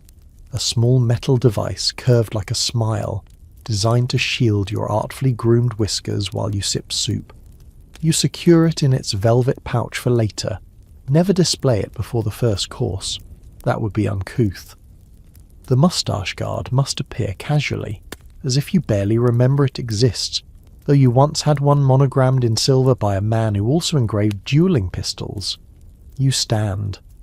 Moustache. Neat. Balanced. Smelling faintly of wax, rosewater, and victory. There's a certain glow in the gaslight now. A gleam to your eye, a rise to your brow. You're not smiling. Not exactly. But your moustache is. Downstairs, dinner preparations are underway, and you descend like a man aware that his moustache has just reached its finest hour. You do not smile at the footman. You do not nod. But your moustache does the talking, curled just enough to suggest you've read a scandalous novel, but chose to burn it. You enter the drawing room, where the other gentlemen are gathered, waiting, digesting, observing. Sir Talbot has arrived early and committed the gravest sin imaginable. He has not touched up his facial hair. It sags slightly at the corners, One side brushes the lip. It's not dramatic, but here, in the world of silent wars and napkin diplomacy, it is catastrophic. You take your seat beside the fireplace and cross one leg over the other. Knee over knee, not ankle over thigh, which is what one might see in an artist's garret or a Parisian cafe. Then you retrieve your moustache guard from your inner coat pocket, allow it to catch the firelight for a second longer than necessary, and set it carefully on your knee. Talbot sees it. You know he does. He straightens slightly, subtly adjusting the edges of his own neglected curls. Too late, old boy. You've already won. But moustache grooming isn't just about vanity. In Victorian England, it is a moral act. There are pamphlets, real ones, arguing that facial hair promotes virility, courage, and rational thought. Some even suggest that the British Empire's military success is due in part to the facial superiority of its officers. Of course, they never say beard. No, beards are wild, foreign, medieval. The moustache is modern. The moustache is controlled.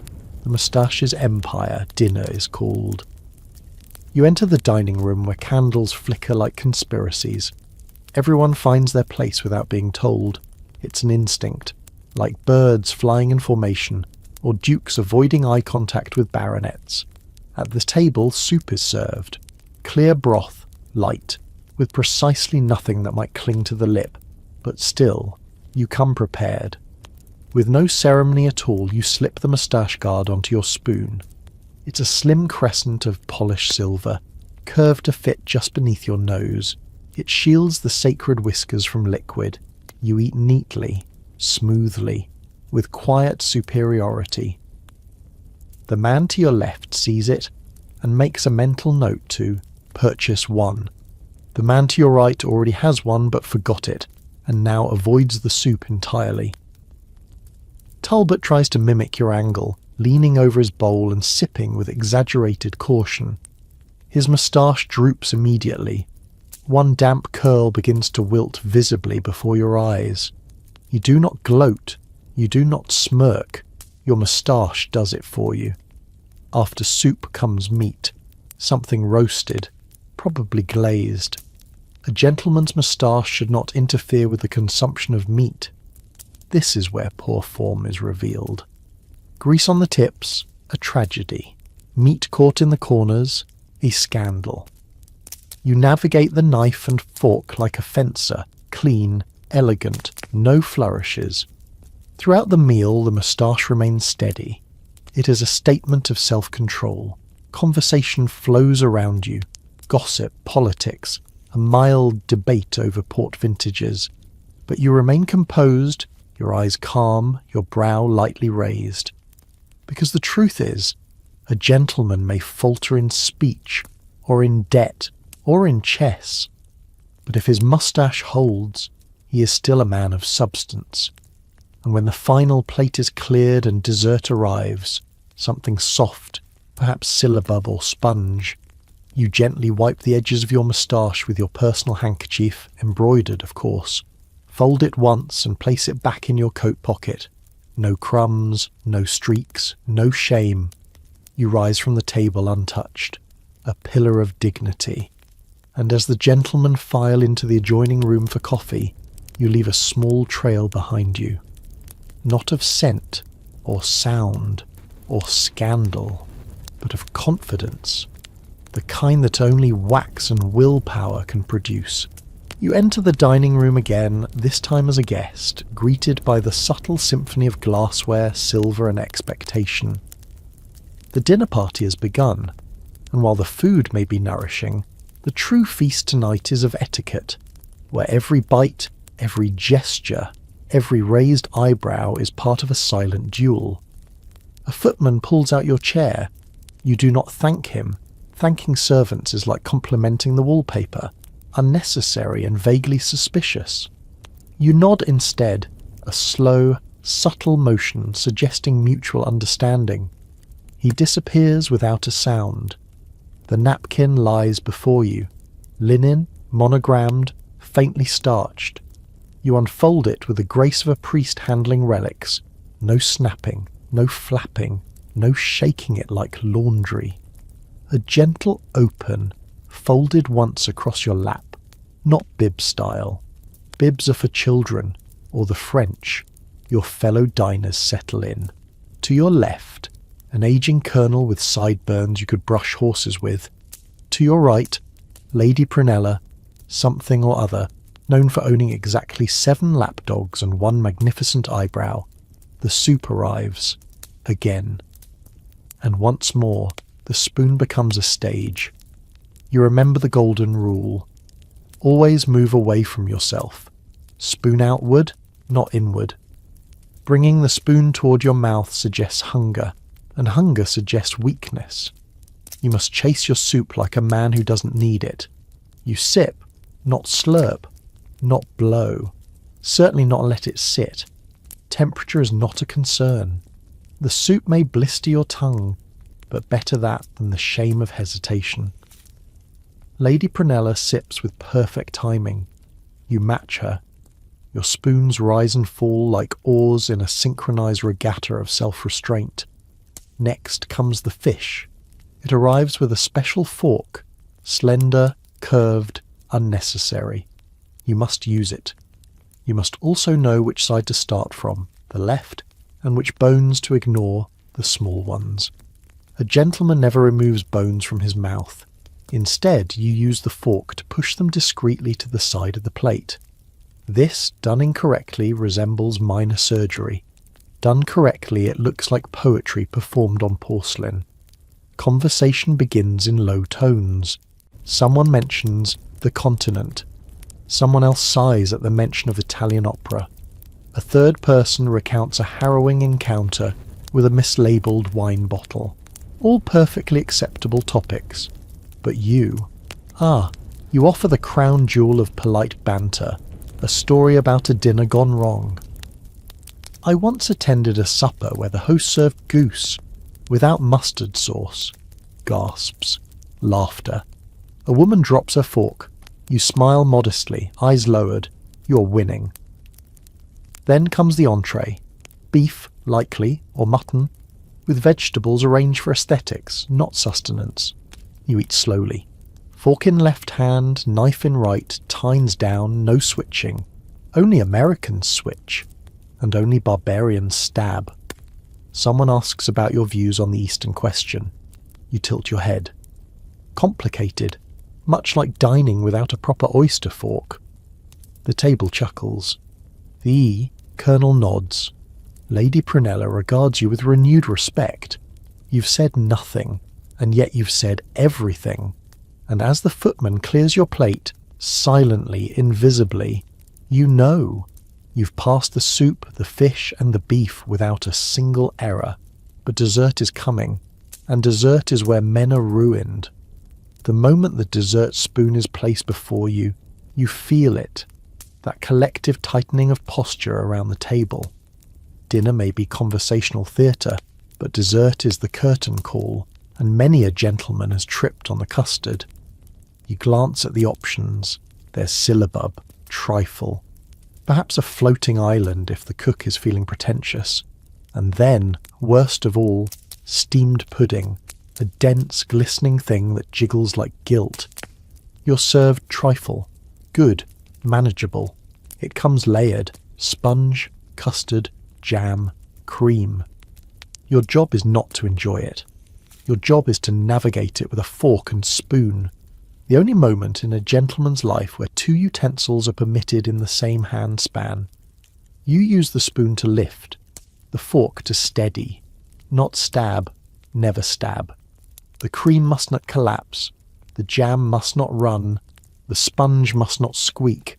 This is less like eating and more like sculpting with chilled dessert. Lady Prunella receives a slice of pudding and eyes it like a nun judging a sin. You watch as she slices off a neat corner, then dabs the side with her napkin. Not because it's messy, but because that is what one does. She turns to you and says quite clearly, "I've never believed in raisins." You nod, as if she's confessed a long-held political conviction. Quite right. They're always trying to appear more important than they are. It lands. She smiles. The Colonel chuckles. Someone coughs with approval. The dessert phase is about light absurdity. No philosophy, no commerce, and absolutely no digestion complaints. Even if the syllabub turns sour or the custard is spiced like gunpowder, you will finish it with a serene face and the dignity of a man chewing a contract. Next comes the coffee. It arrives on a silver tray served in tiny cups that force you to hold them like a violinist with a fragile career. Sugar tongs are passed around, and you take 1 cube. 2 is indulgent. None is austere. 1 is correct. No milk. Milk is for children and invalids. You stir without clinking. The silence is sacred now. A few murmurs, a polite chuckle, but the pace slows.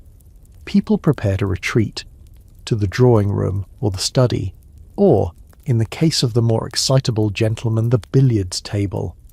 You excuse yourself with a slow push of the chair, hands by your sides not resting on the table. Touching linen after dessert suggests either drunkenness or Presbyterian leanings. As you rise, you leave your napkin on the chair, not the table. Why? Because placing it on the table implies that you think the meal is over for everyone. A faux pas of the highest order. You pass the butler on your way out. He gives a small bow, 1 inch lower than usual. This means your conduct was observed and approved.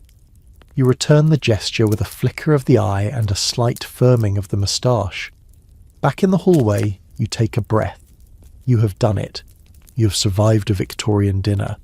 You have wielded cutlery with restraint, dodged political landmines, responded to pudding with wit, and not once did you mention your own appetite.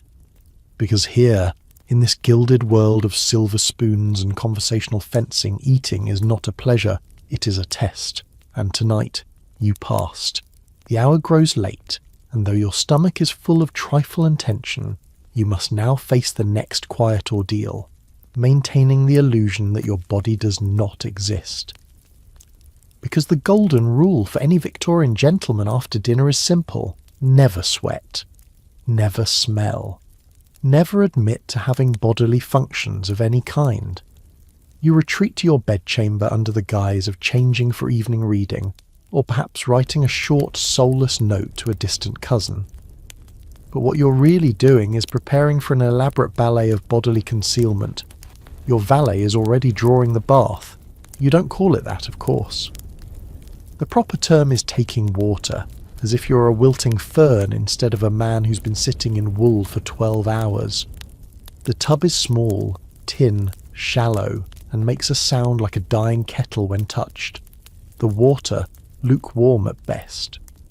Hot baths are still viewed with suspicion in many households. There are physicians, actual published physicians, who claim that hot water encourages madness, fainting, and moral decline. So the water is tepid, and your modesty preserved with a large towel draped across the rim. You step in with caution, not for safety but for dignity. A gentleman never splashes.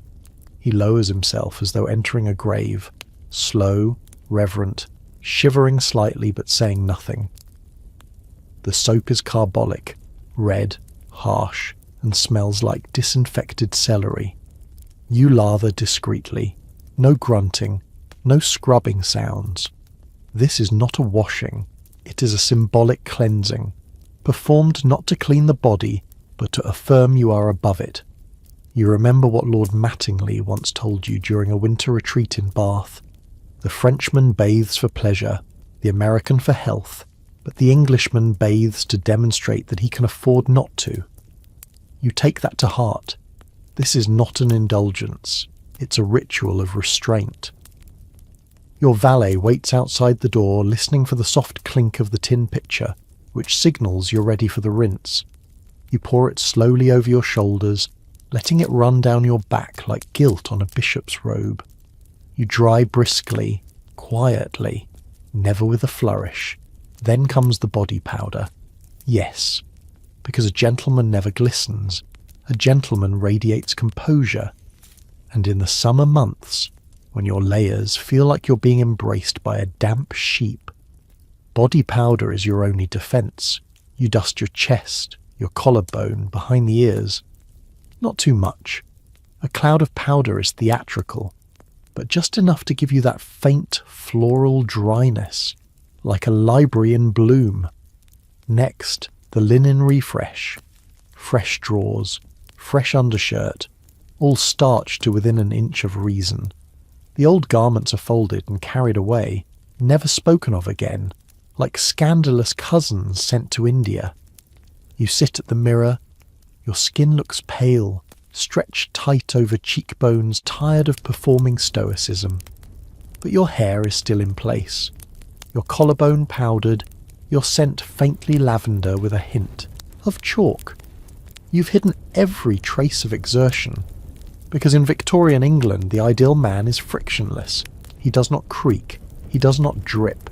He passes through society like a well-oiled machine in tailored wool, and now you're ready for your final act of bodily defiance. A full evening in company without sweating a drop. Evening has fully descended, and the drawing room awaits, not just the room, but the company, the performance. You descend the stairs once more, pristine and odourless, trailing not a scent but a suggestion that you're a man untouched by biology. You enter with perfect timing, neither first nor last. Too early implies eagerness. Too late suggests you are doing something unspeakable, like perspiring or applying a second layer of hair tonic. Inside, the air is scented with beeswax polish and faintly stale lemon drops. The other gentlemen are gathered near the hearth. Their faces shine ever so slightly. Not with sweat, of course, but the faint glow of surviving dinner. And the ladies, seated at the far end, fanning themselves gently. They're also bound by unspoken rules. They must not shine, but they must shimmer. You, however, must do neither. You must appear glacially composed, even as the temperature rises and your collar tightens like a debt collector's handshake. A gentleman nearby dabs at his brow with a handkerchief. A risk. He earns a sideways glance from Lady Huntington, who fans slightly faster. You take the opportunity to produce your handkerchief, not for dabbing, but for a casual flick at your cuff. A purely fabric-level adjustment. The room is meant to see that you carry a handkerchief, not that you need it. You take a seat near the chess table, neutral ground, a safe spot. To your left, a decanter of port. To your right, a vase of wilting hydrangeas, their petals curling like forgotten apologies. The talk turns to the weather again, and as someone offers the remark, unseasonably warm for September, you allow yourself a single controlled exhale. This is your moment. Warm? Yes, you say, but not insufferable, if one dresses with restraint. A murmur of agreement. You've threaded the needle, commented on the heat without admitting to feeling it. That's an art form. You rise slowly. Not because you're tired, but to circulate. A host must hover. You pass a group discussing a recent charity ball. The phrase, "too much cologne," is whispered. You smile inwardly, knowing that your own fragrance, lavender with the faintest ghost of tobacco, has been calibrated to disappear on arrival. In the hallway beyond the drawing room you spot a mirror. You glance, just briefly, still composed, still powdered, still utterly unhuman in your perfection, and you remember the truth. Bodily discipline isn't about hygiene, it's about hierarchy. To appear clean, composed, odourless, this is how the gentleman separates himself from the labourer, the merchant, the actor, even the clergyman. Your skin is as unreadable as your correspondence. Your hands are clean, not because you wash them, but because they have never needed to work. Even your scent, faint, controlled, non-sexual, is political. You return to the room just in time for tea. Someone drops a teaspoon. It clinks on the saucer like a scandal. Eyes shift.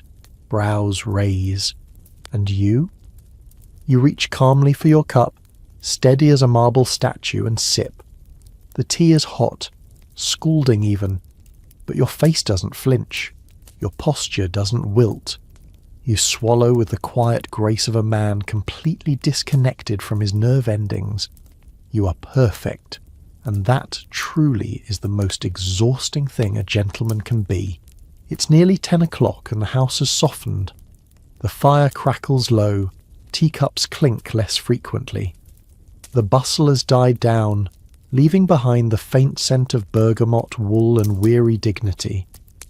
But for the Victorian gentleman, even silence is a performance, and as the evening slips toward night, you must now engage in the quietest, most constrained social ritual of all, interacting with your servants, without ever actually acknowledging them.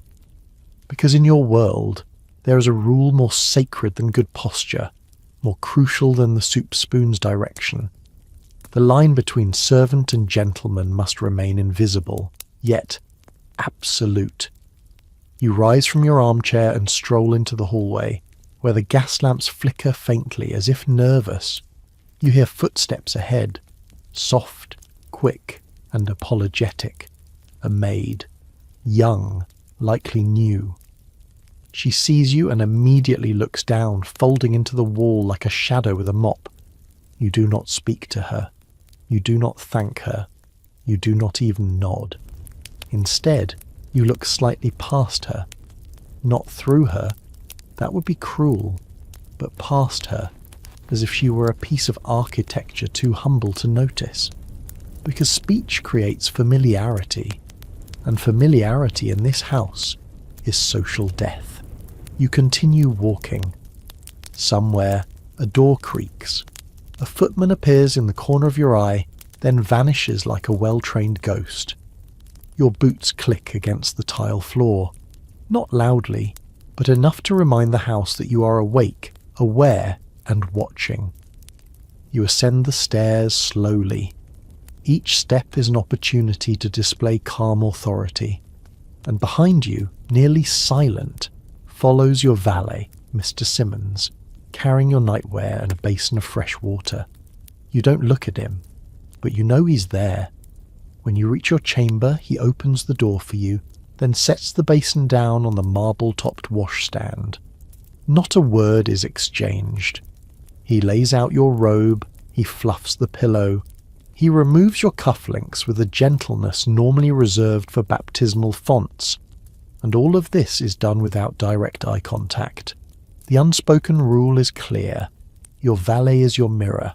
He must reflect you, anticipate you, but never distract you with the burden of his own humanity. But sometimes, the mirror fogs. Tonight, for instance, as he folds your trousers, you notice a tremble in his wrist. Barely there, but once seen, it cannot be unseen. You're not meant to notice this.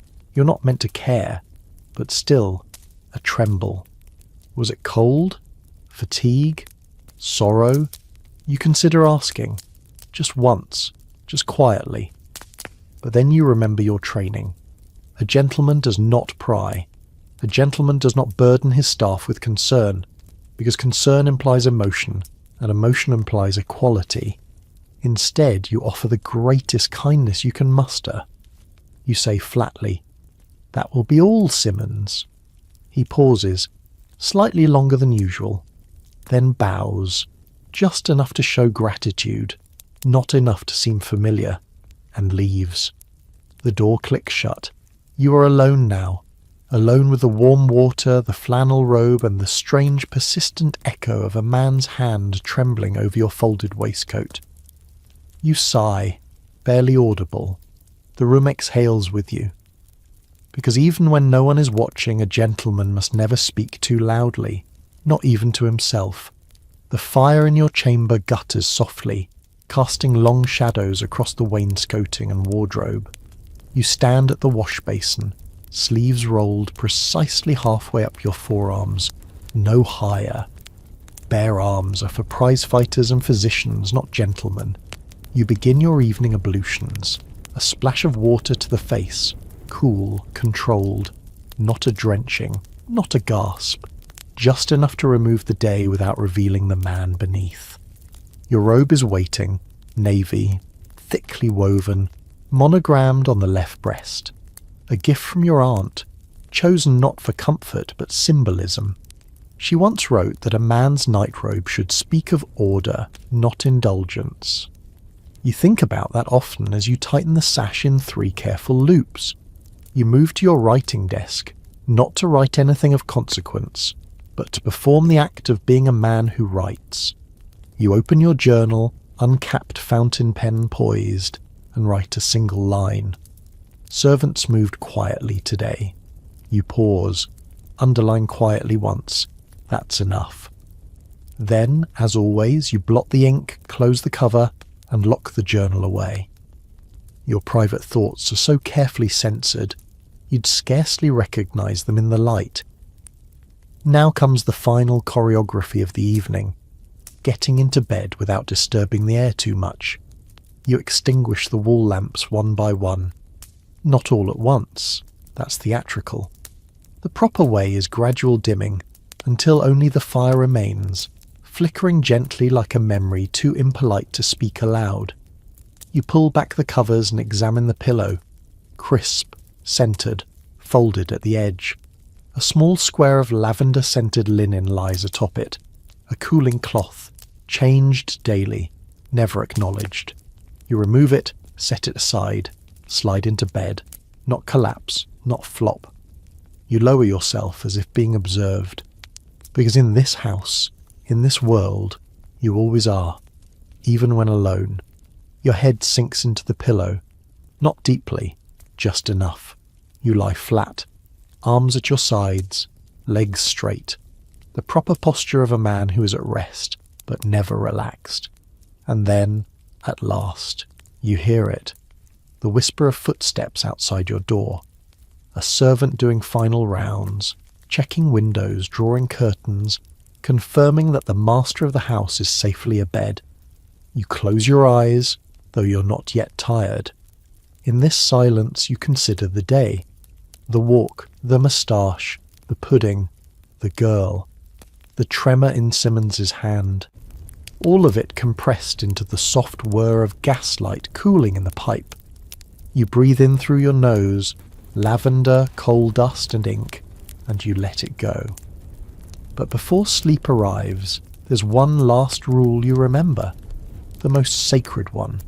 A gentleman must never dream audibly, because if anyone were to hear your thoughts, your longings, your fears, your weariness, they might realise something awful, that beneath the starch and the silence, you are still a man. And that, in Victorian England, is the most impolite truth of all. Morning returns as it always does, quietly, grimly, without asking permission. You rise slowly, aware that your back protests slightly more than it did the year before, but you ignore it. A gentleman may acknowledge duty, debt, or diplomatic failure, but never discomfort. The house is awake, but only just. Somewhere downstairs, a maid is scrubbing brass with vinegar and crushed eggshells. Somewhere else, a footman is re-ironing a curtain tassel because the first attempt lacked conviction. You dress, you descend, you re-enter the day, and immediately the gauntlet of minor decorum begins again. You step into the vestibule and there it is, the umbrella stand. You hesitate. The skies are grey, the streets are damp.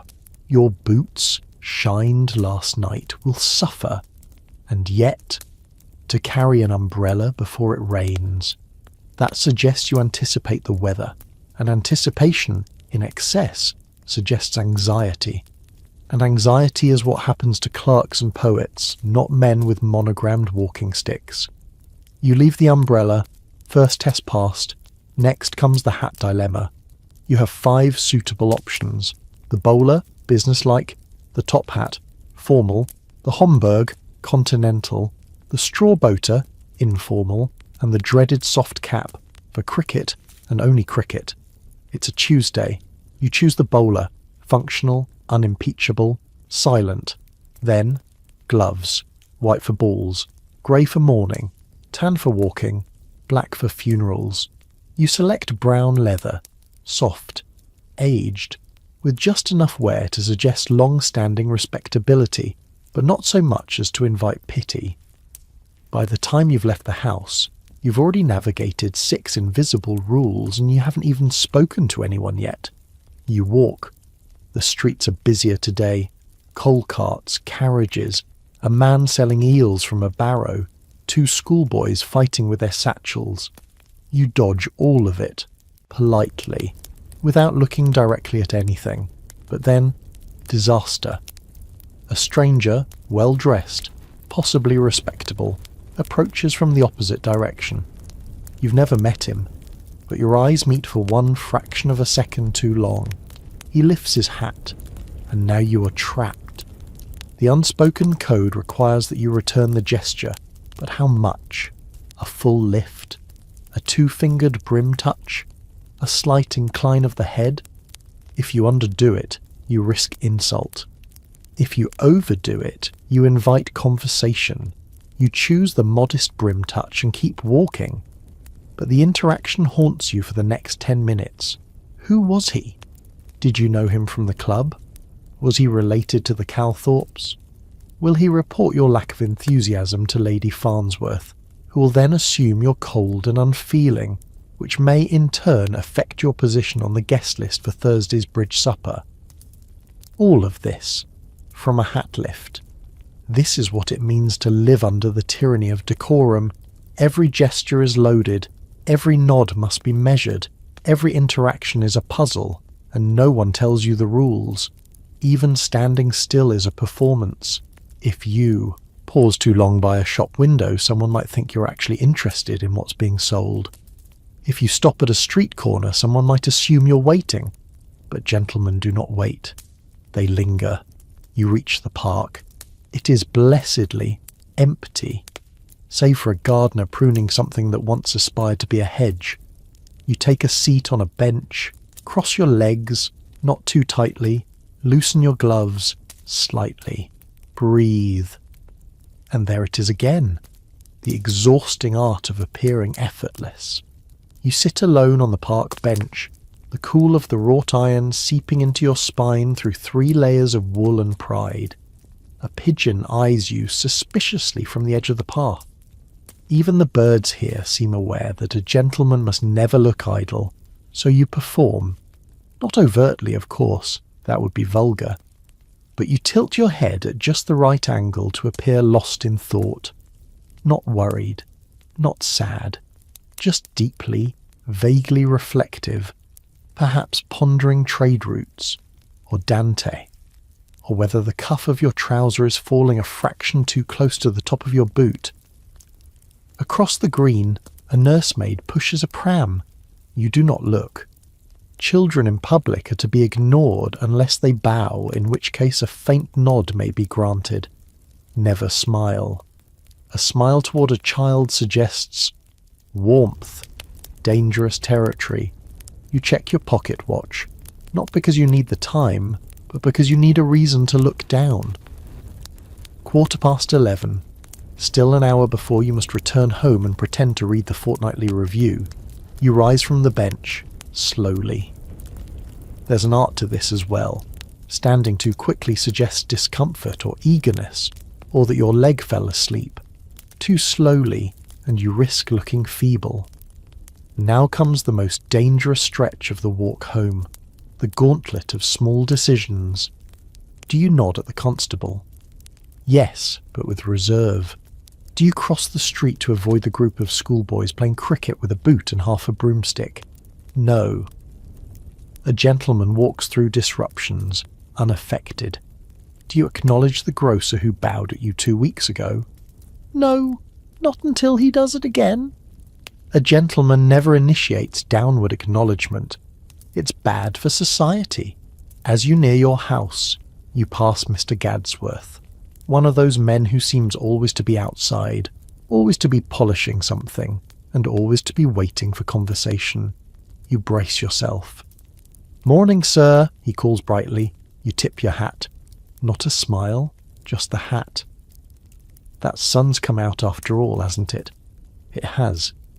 But you say, only briefly I suspect, and keep walking. The phrase is neutral, weather appropriate, and ends the interaction without offence. You've dodged the conversation without being remembered for it. Inside the house, your butler awaits with a discreet nod and an envelope. Delivered by hand, sir. A calling card, folded top right corner, left by Miss Farnsworth. You nod, silently, but inwardly you shudder, because now you must return the gesture and find a new way to balance appearing interested without becoming entangled in lace, parlour games, or poetry readings. You move to the drawing room and retrieve your red ledger, your book of social accounts, the true Bible of the Victorian gentleman. You log the card, the corner, the time, and the manner of delivery. A return call is required within 3 days. Not 2, too eager. Not 4, scandalous. And then you remember, her garden is often filled with bees. You're allergic to bees. This cannot be mentioned, of course. You must instead develop a prior engagement at the last minute, perhaps with a tooth specialist. That excuse always garners sympathy and never raises suspicion. You close the ledger, sit back in your chair, and exhale through your nose. The gloves come off, the hat is placed carefully on its stand, and you stretch, just slightly, fingers behind your back. You have made it through another walk, another conversation, another coded missive, and all without cracking your facade. But goodness, what a tiring thing it is, this business of being unreadable. The drawing room clock ticks with maddening precision. Each second lands like a mild accusation. You sit beneath a painting of a river no one can name, pretending to read the Gentleman's Gazette, though your eyes haven't moved past the word cravat in 12 minutes. You're waiting, not for someone to arrive, but for nothing to happen. Because at this time of day, just after luncheon, just before tea, a gentleman's chief duty is to maintain appearances without incident. This is the witching hour of respectability. No invitations arrive, no errands may be run, and if you speak too loudly or sigh too deeply, someone may suspect you have time to spare. That would be ruinous. So you engage in the one task every Victorian gentleman must master to survive his station: financial fakery. You rise from your chair and approach the escritoire, polished, walnut, locked twice. You unlock the drawer and retrieve the small black leather folio.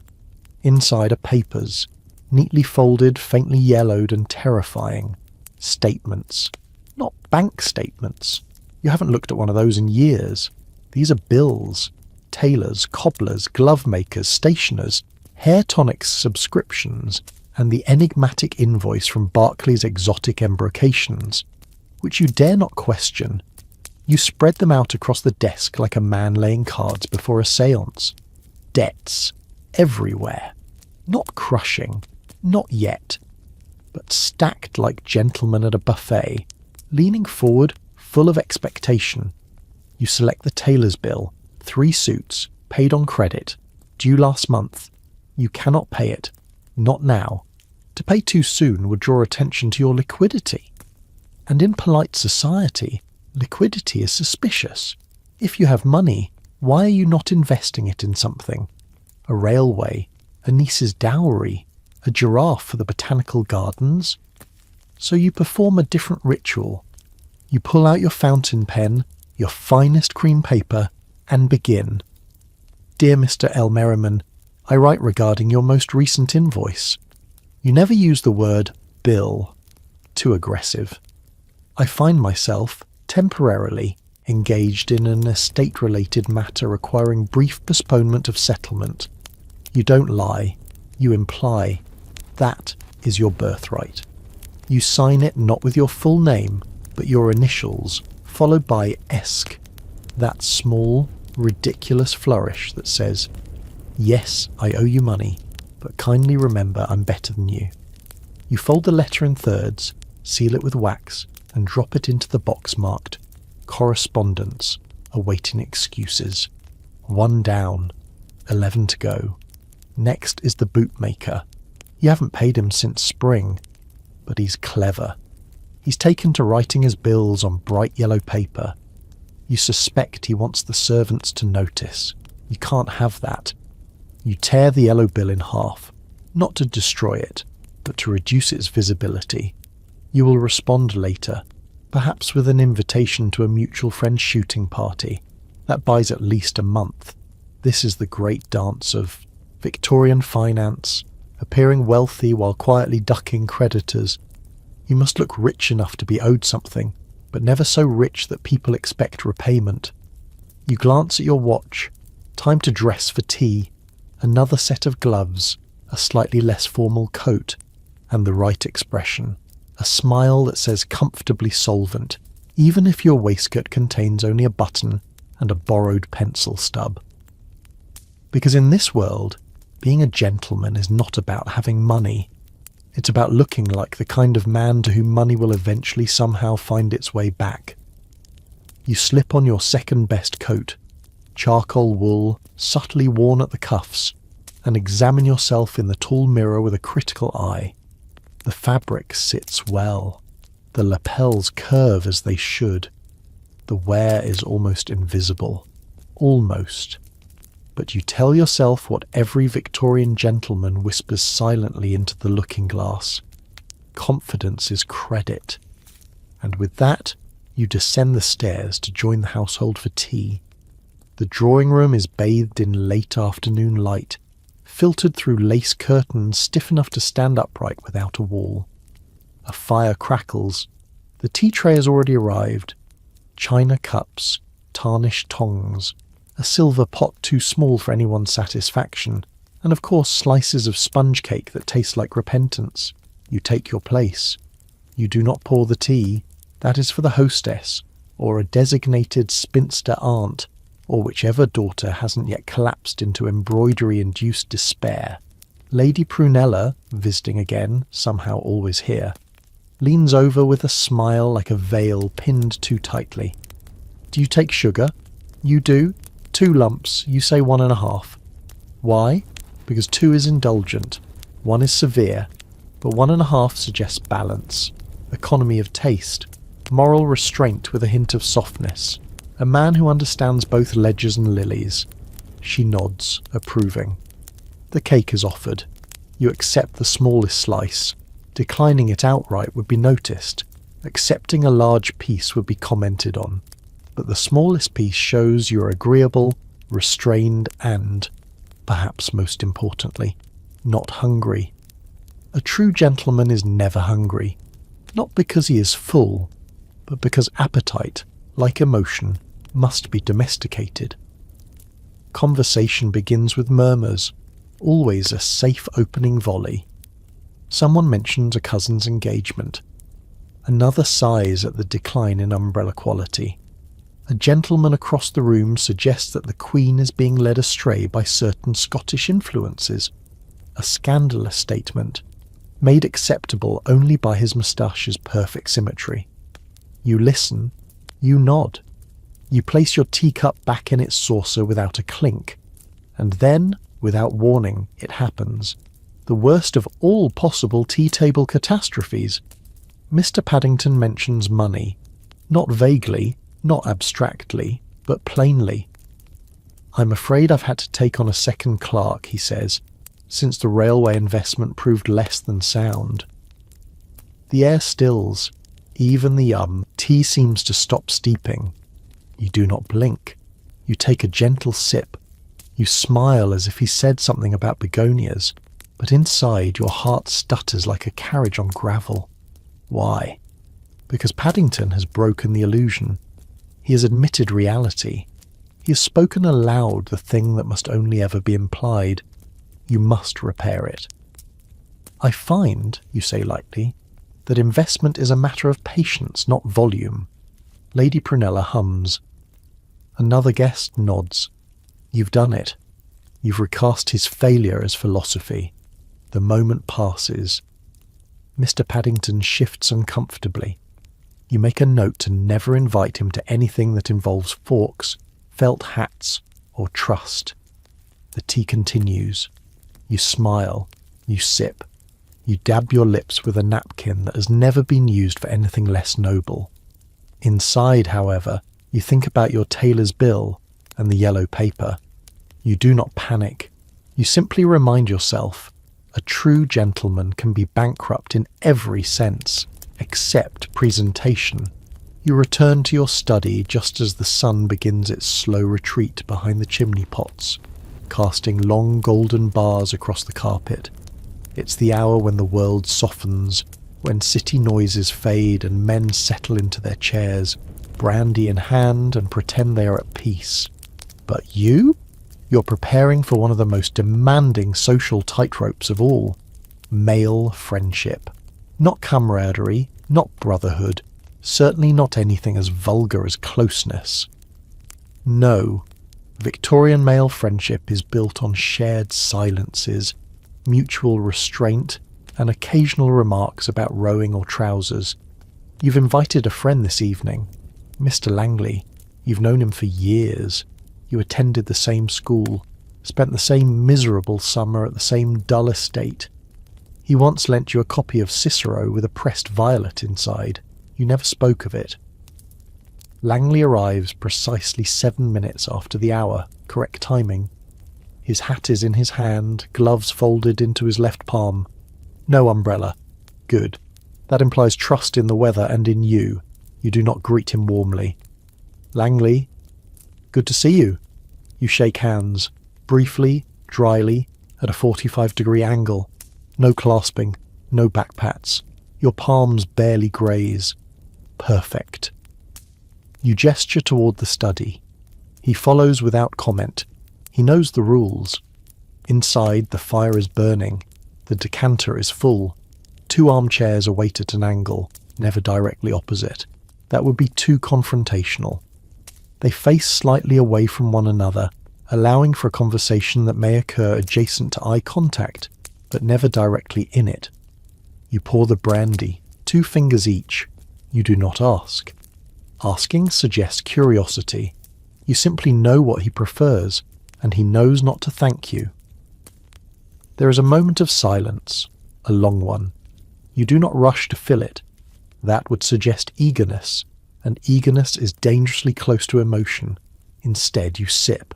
You let the room breathe. At last, Langley speaks. Parliament's a mess.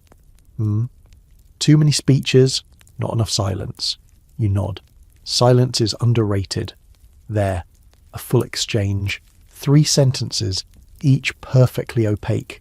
You've set the tone. Langley shifts slightly. His boot scuffs the rug. This is the signal.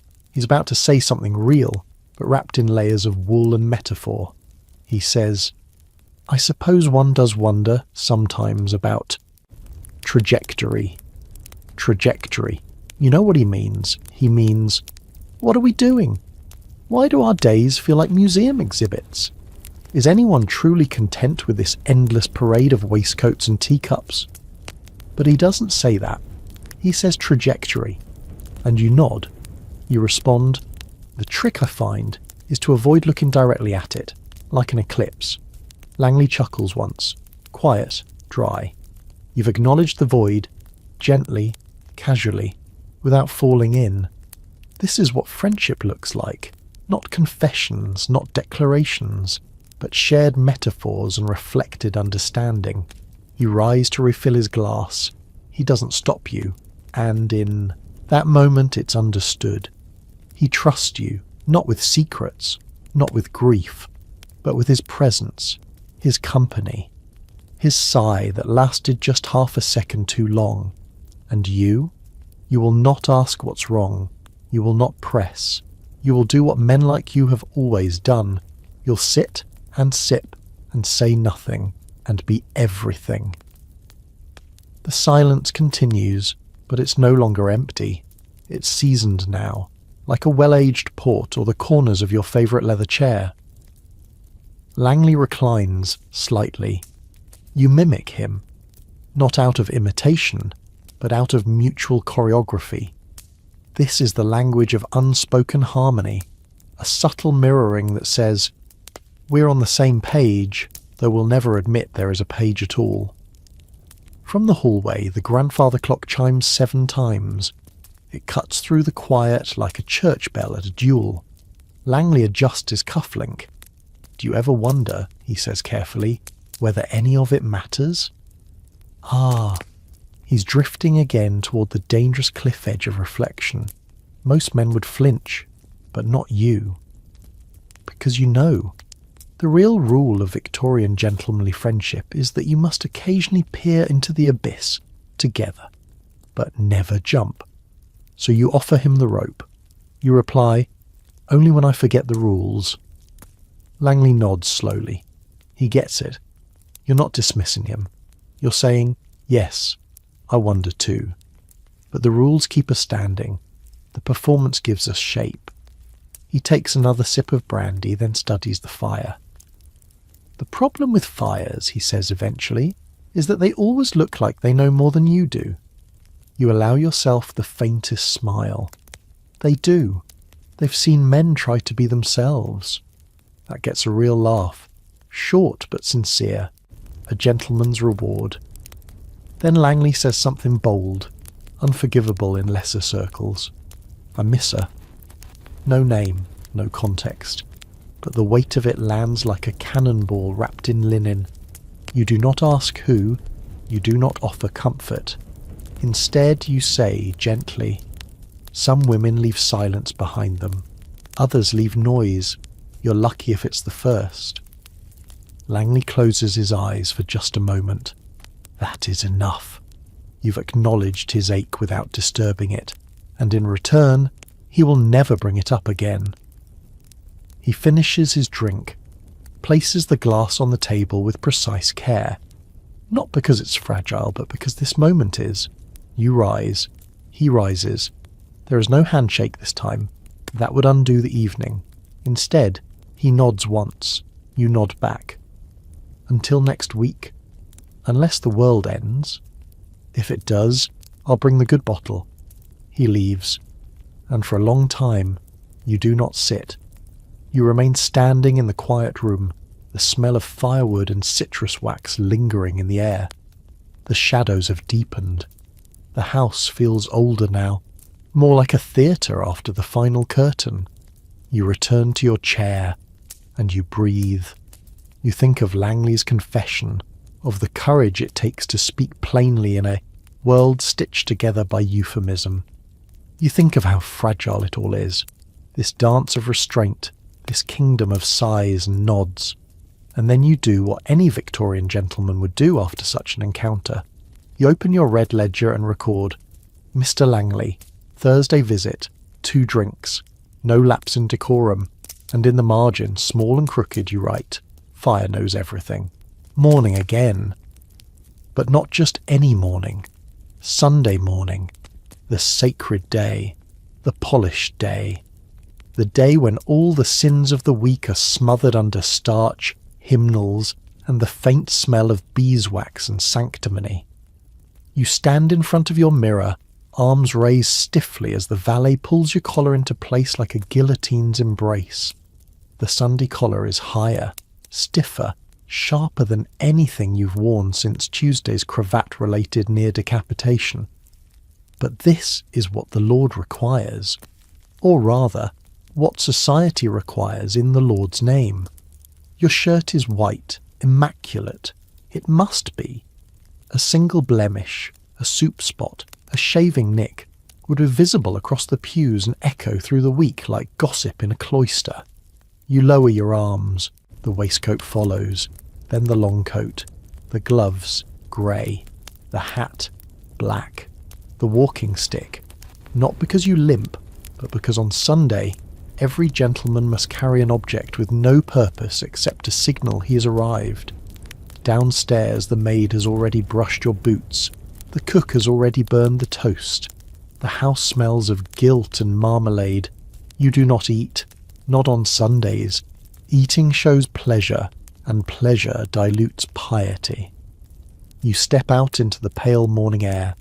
London is quieter, not silent, carriages still clatter, and street vendors still mutter, but somehow muted, as though the city itself is trying not to swear.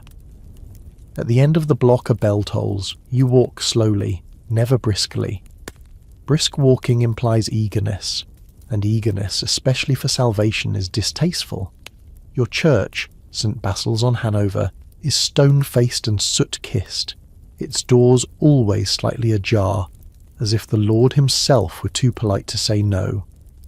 Inside, the air smells of damp velvet and judgment. You take your seat, row 3, right aisle. Not too far forward to seem self-important, not too far back to seem lazy. The organ groans, a boy coughs. You bow your head, not to pray, but to avoid eye contact with Lady Barstow, who is known to whisper prayers loud enough to be heard by God and Parliament. The sermon begins. It is about restraint. It is always about restraint.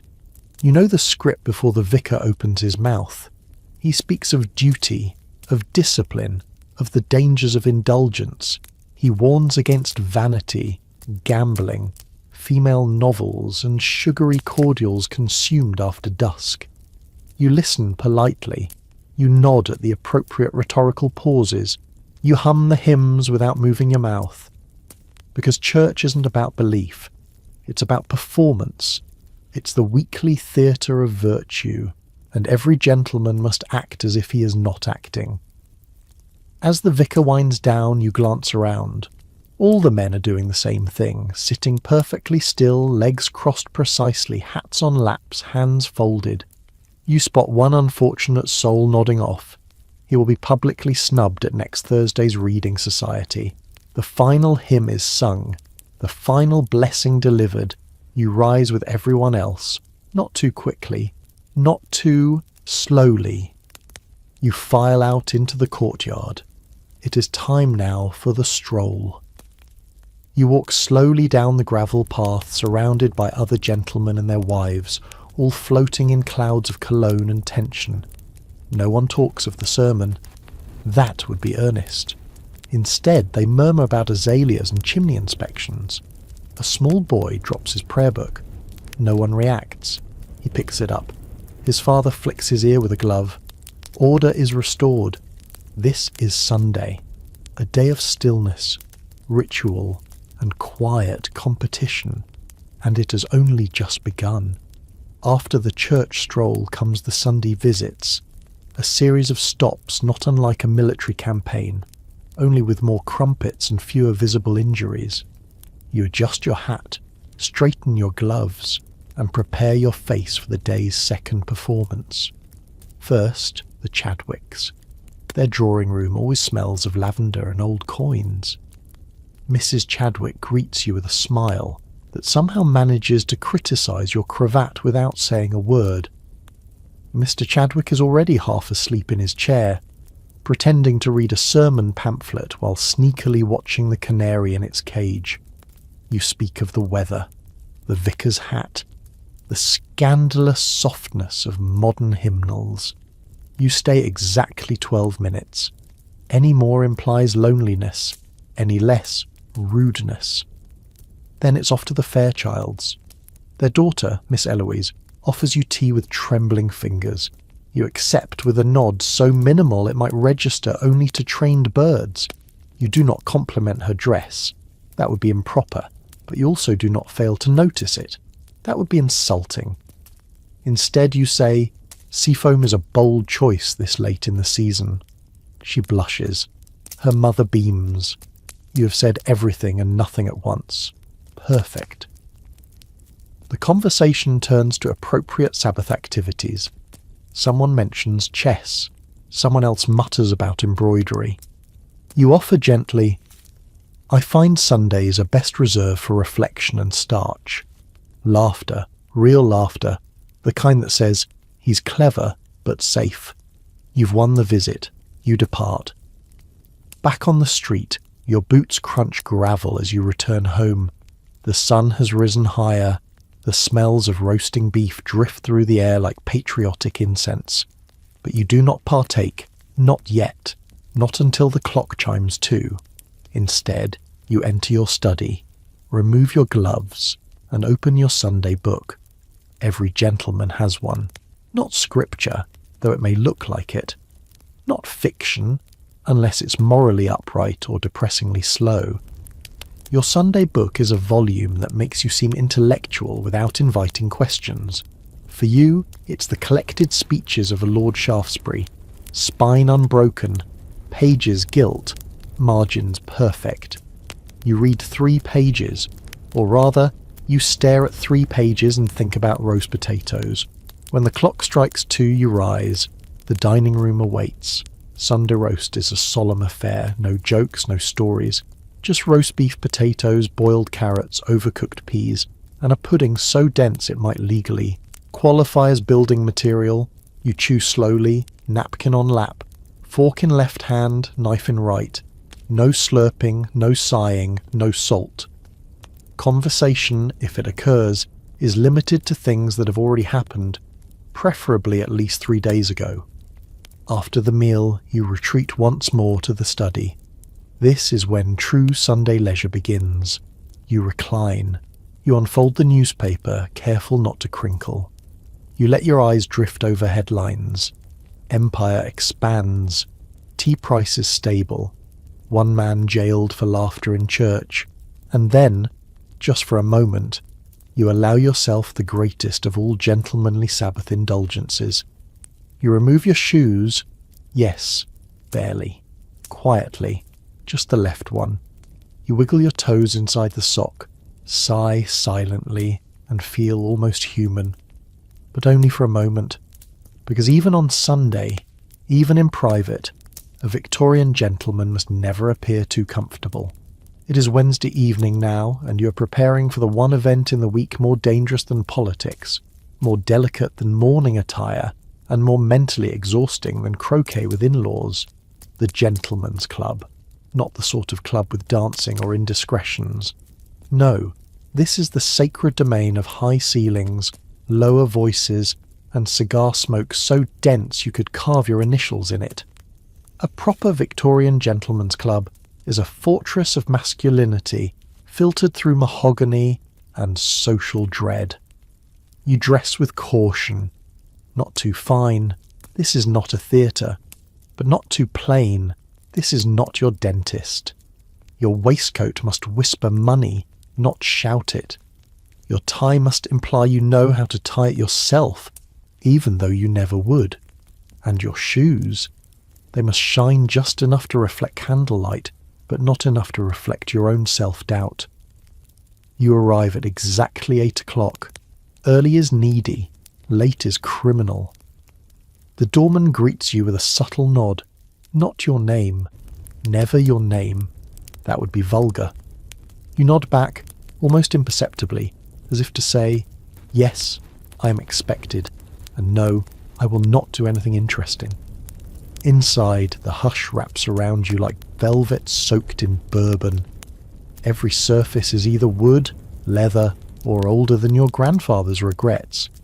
You step onto the rug in the main hall, woven in 1802 and rumoured to contain the ashes of 6 former members who died mid-debate. The smoking room is to the left, the reading room to the right. Straight ahead the bar, unmanned, yet always attended by some silent presence who knows your drink before you speak. You choose the reading room. It's the safest place to begin.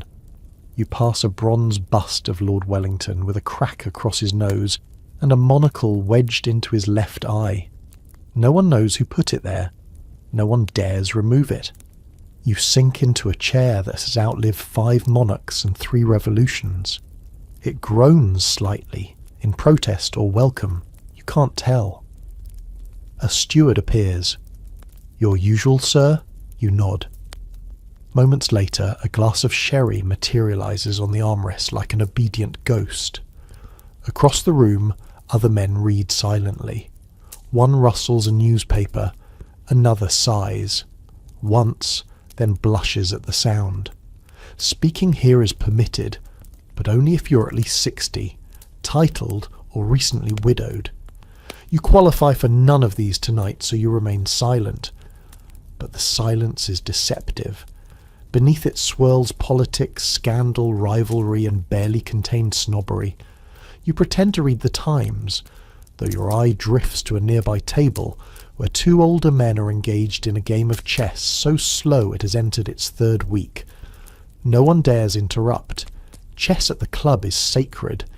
Each move is whispered, each piece handled like porcelain. Spectators lean forward, nod once, then lean back, as if moved by the elegance of a pawn's journey toward destiny. You sip your sherry.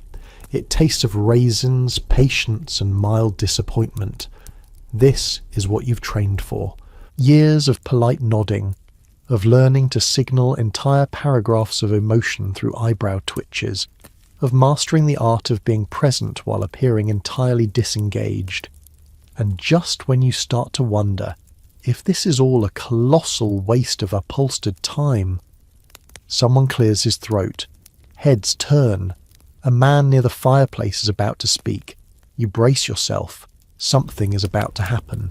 The man by the fireplace is Sir Percival Haddon, Baronet of East Bumbleshire, and owner of one of the finest moustaches ever to make peace with gravity. He stands carefully like a cathedral rising from the fog and clears his throat again. Everyone leans back, not from interest, but from anticipation of endurance.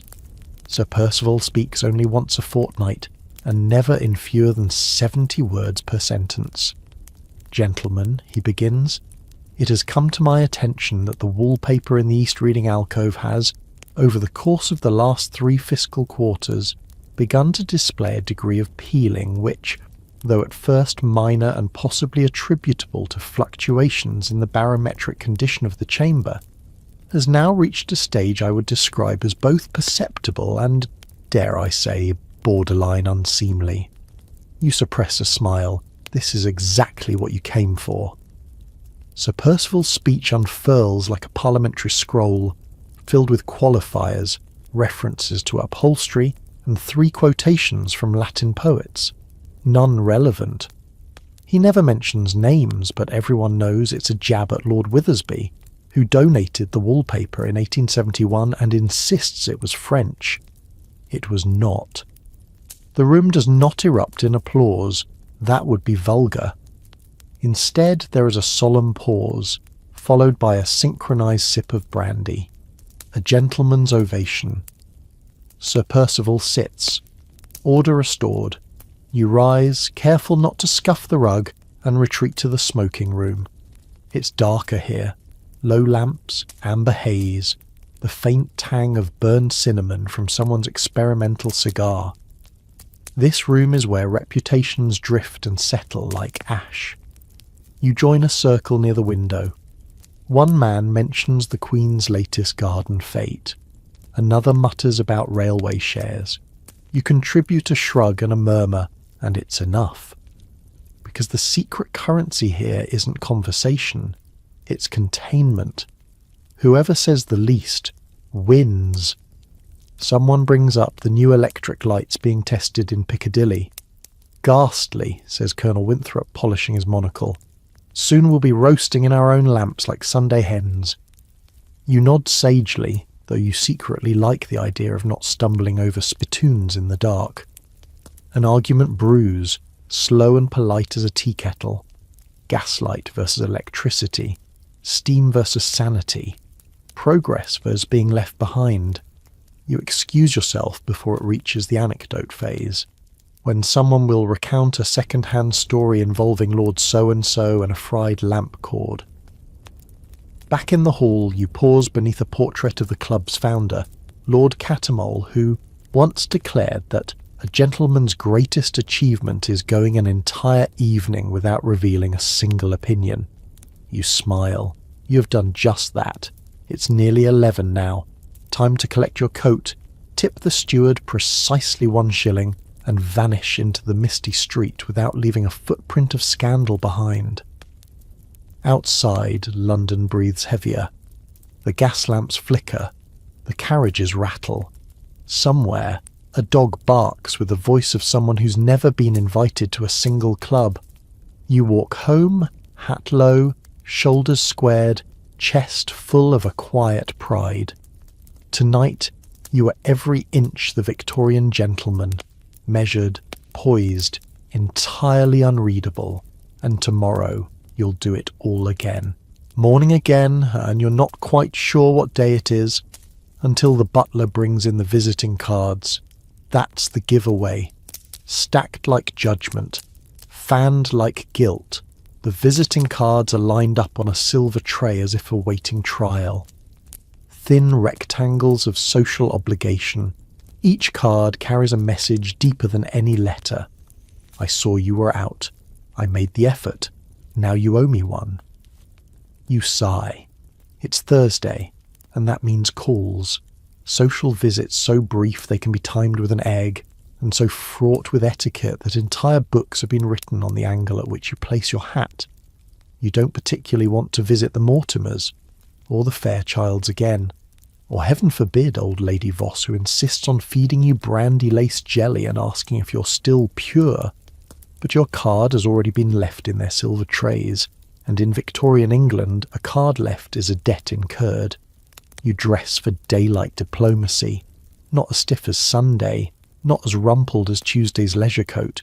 Your hat is brushed, your cane selected for its elegance, not its weight. Then comes the real dilemma. Which gloves? White is formal, grey is respectable. Tan is fashionable but scandal adjacent. You settle for grey with a white lining, just enough flair to show you care, but not so much that anyone might think you enjoy it. You step into your carriage, not to drive, of course. You haven't touched reins since the top hat incident of '78. You simply nod, and your coachman rattles off. First stop, Lady Wexley's. The butler lets you in with a grunt so polished it might have been a welcome. The drawing room smells of lavender polish and antique pressure. You're seated before you can speak. Lady Wexley enters 5 minutes later. This is her power move. You pretend not to notice. Mr. Fairchild, she says. Your name once again. Hopelessly mistaken. How charming of you to appear. You smile. You do not correct her. You merely comment on the violets in her window. She tells you they're wilting from Irish air. You suggest prayer. The clock ticks. After exactly 15 minutes you stand. She pretends to protest. You pretend to resist. The butler sees you out with the same grunt. One down. You glance at your notebook. Yes, you keep one.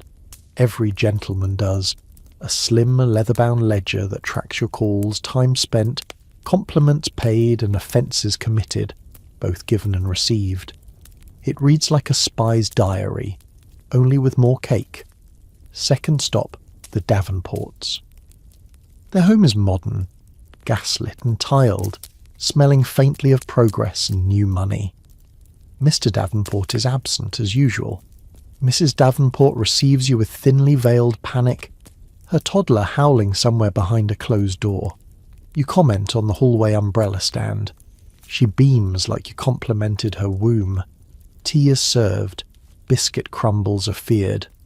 You drink delicately, pinky just arched enough to say, "Yes, I'm judging," but gently. Before leaving, you inquire about her uncle's gout. She doesn't have an uncle. She thanks you anyway. You mark it as a successful call. This, after all, is the dance. Your next stop is the Thornbury residence, where no one answers the door, because no one is home. And that, in fact, is perfect. You hand your card to the maid, making sure it is placed face up on the silver tray near the entry. You do not write anything on it. That would be considered too forward unless you're leaving condolences or proposing marriage. The maid nods. You nod. The door closes. Congratulations. You fulfill the obligation without speaking to anyone. This, of course, is known among gentlemen as a most efficient call. You note it in your ledger with a small flourish.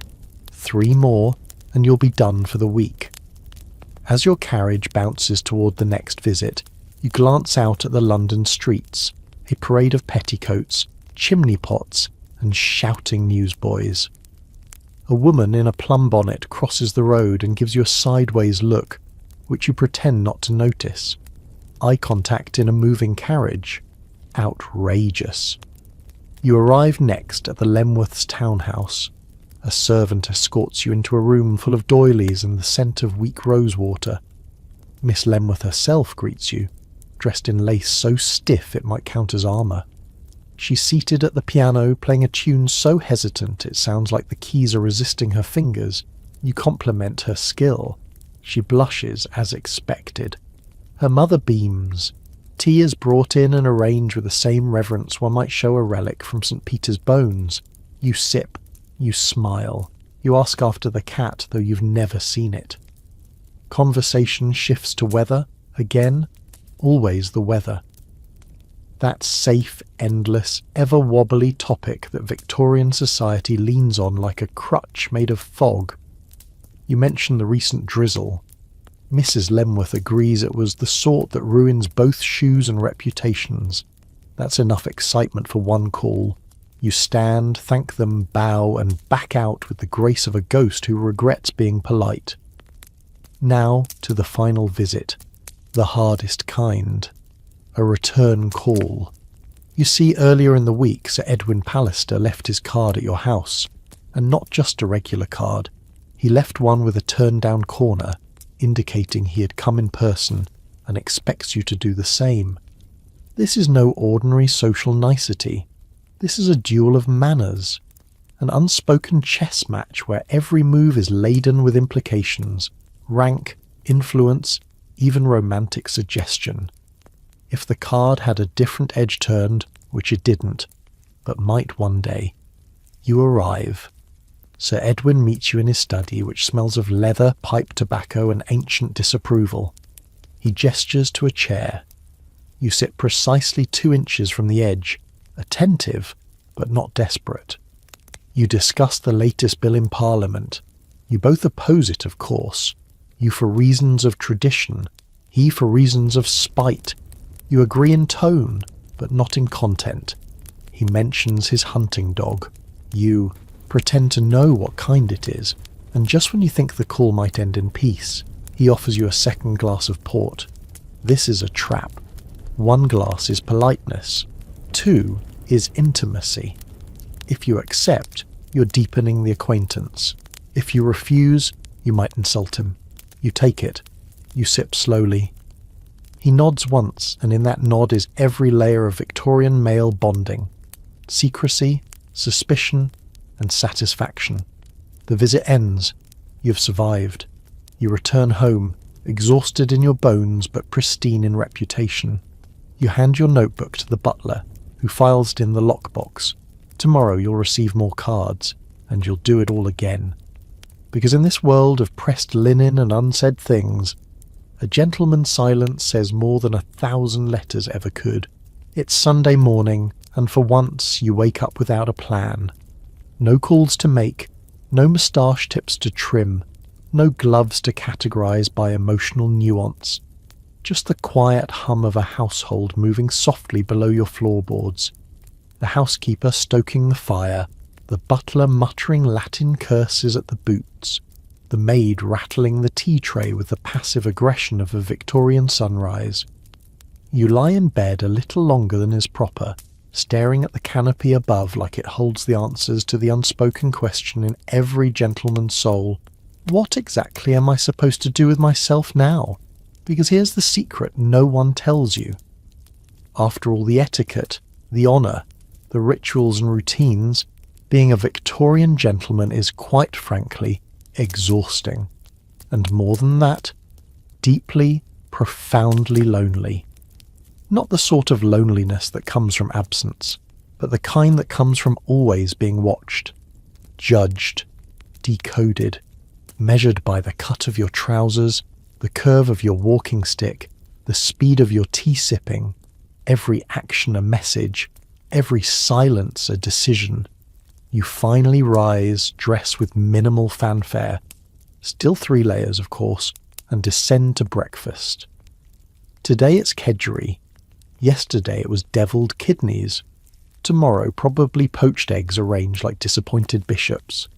But today, the warm comfort of fish and rice reminds you of the only true joy in a gentleman's life: routine. Because while the rules may be maddening, they're also anchors. They hold you upright in a world spinning toward madness: steam trains, electric lights, women wanting degrees. Every ritual you follow is a line drawn in the sand against chaos. And today, the ritual is reflection. You retire to the study with a slim volume of verse and the newspaper folded just so. Your chair creaks. A fire hisses gently. Outside, the rain has begun again. A soft, whispery drizzle that seems to apologize for intruding. You flip open your ledger, page after page of perfect handwriting.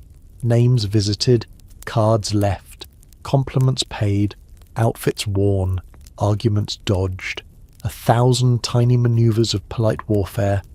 You linger on one entry. Thursday, March 14th. Complimented Miss Lemworth's piano. She blushed. You smile. Not because you fancy her, not because the music was good, but because for one brief second you were not playing a role. You were just you.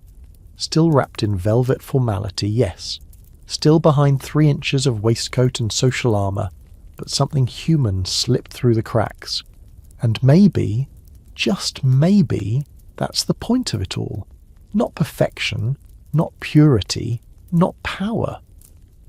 But surviving in a world that demands performance without letting yourself become the costume. You close the ledger gently, as if it might shatter under too much truth. The fire crackles. Rain streaks the window like teardrops from a sky too proud to sob. Outside, the world rolls on. Clattering hansom cabs, shouting flower girls, chimneys that cough more than the gentlemen who pay to keep them hidden behind curtains. You rise. Today you will walk, not to be seen, not to be admired, just to remember that the world is wider than parlours and port, and that not everything polished is real. You pass the hat stand. Pick the one with the softest brim. No gloves. You step outside into the grey hush of a London afternoon. Umbrellas bloom like silent flowers around you. The air smells of wet slate and tobacco. You walk past the club, and for the first time in months you do not go in. No need to prove your civility with perfect posture and strategic silences. You pass a bakery, a real one. Not a supplier to anyone titled or powdered, just a shop, a counter, and the warm, glorious stink of yeast and sugar. You buy a bun. You eat it standing in the street like a dock worker.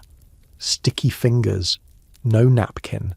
Just you and the rain, and the rare taste of doing exactly what you please. It's small, but it's enough.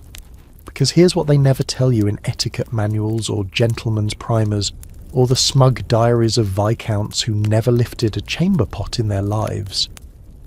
Being a Victorian gentleman isn't about rules. It's about restraint. You learn to feel things without showing them, to want things without asking, to exist as a collection of folded edges, hoping someone someday reads between the lines. And when they don't, you keep going, because even the stiffest cravat can't choke a soul forever. By dusk you return home damp but oddly content. Your butler eyes the bun crumbs on your sleeve but says nothing. You nod. The lamps are lit. Your chair waits. The ledger stays closed. Tonight you will not count your virtue in visits or posture. Tonight you will sip your tea slowly, let your socks slouch an inch too far, and, for the first time all week, breathe like no one's watching. Because maybe the strangest rule of all for a Victorian gentleman is learning when to break one.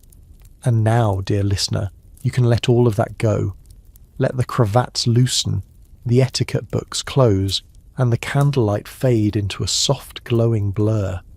No more calling cards, no more teaspoons arranged by moral alignment, just you and the quiet. Feel your breath settle, like a gentleman's sigh after a long day of politeness. You've walked the foggy lanes. You've sipped the brandy. You've outlasted 100 invisible rules. And now, there's nothing left to prove. You don't need to memorize glove codes or remember who blinked first at the club. None of that matters here. All that remains is stillness. Picture yourself back in that leather armchair, fire glowing low, the ticking clock matching the rhythm of your heart. You've done well. You've survived a world of endless expectations, with your sense of self intact beneath all the starch and silk. And now, nothing more is required of you. No bows, no conversation, no mask, only rest. So take one last deep breath. Let the fog roll over the cobblestones. Let the street lamps flicker and the tea grow cold. You've earned your peace, dear gentleman. Sleep well.